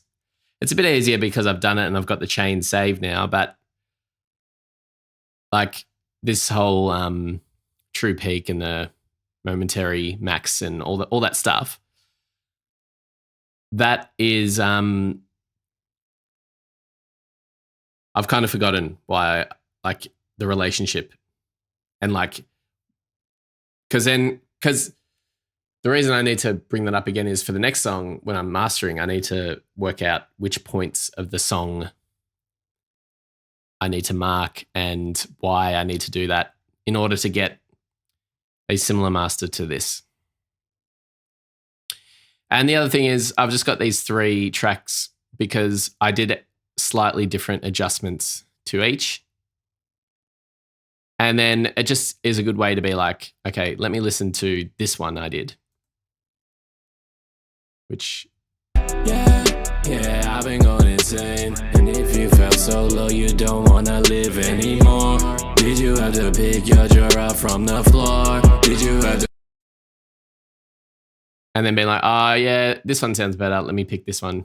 because when you're mastering or mixing or whatever, your ears get fatigued, but also your perception of how it sounds. If you just keep listening to it over and over again and make changes, you kind of forget like, oh, how did it sound before? And does it actually sound better? So you're meant to take breaks every 5 to 10 minutes when you're mastering, because you make the changes, then you go away and have a break and come back, and you listen to it with fresh ears and a different mind. And usually you master the song and then listen to it the next day once you're rested, and then you can be like, I like this, or I don't like this. Or no, it sounds completely different to what I remember when I was doing it at the time. So having those breaks is important. Oh, what an episode. But yeah, that's the process. Got a lot of editing to do with this video, but thanks for listening if you're still there. I know it may not be as appealing as just the straight lyrics, but I hope you got some enjoyment out of it. I mean, I've definitely got value consolidating this information, and I'm one step closer to working on the next song, which is the aim of the game here. So thanks so much. Love you all. Catch you on the next one. Let me tell you about that time to change my life. Let me tell you about that time. Let me tell you about that time to change my life.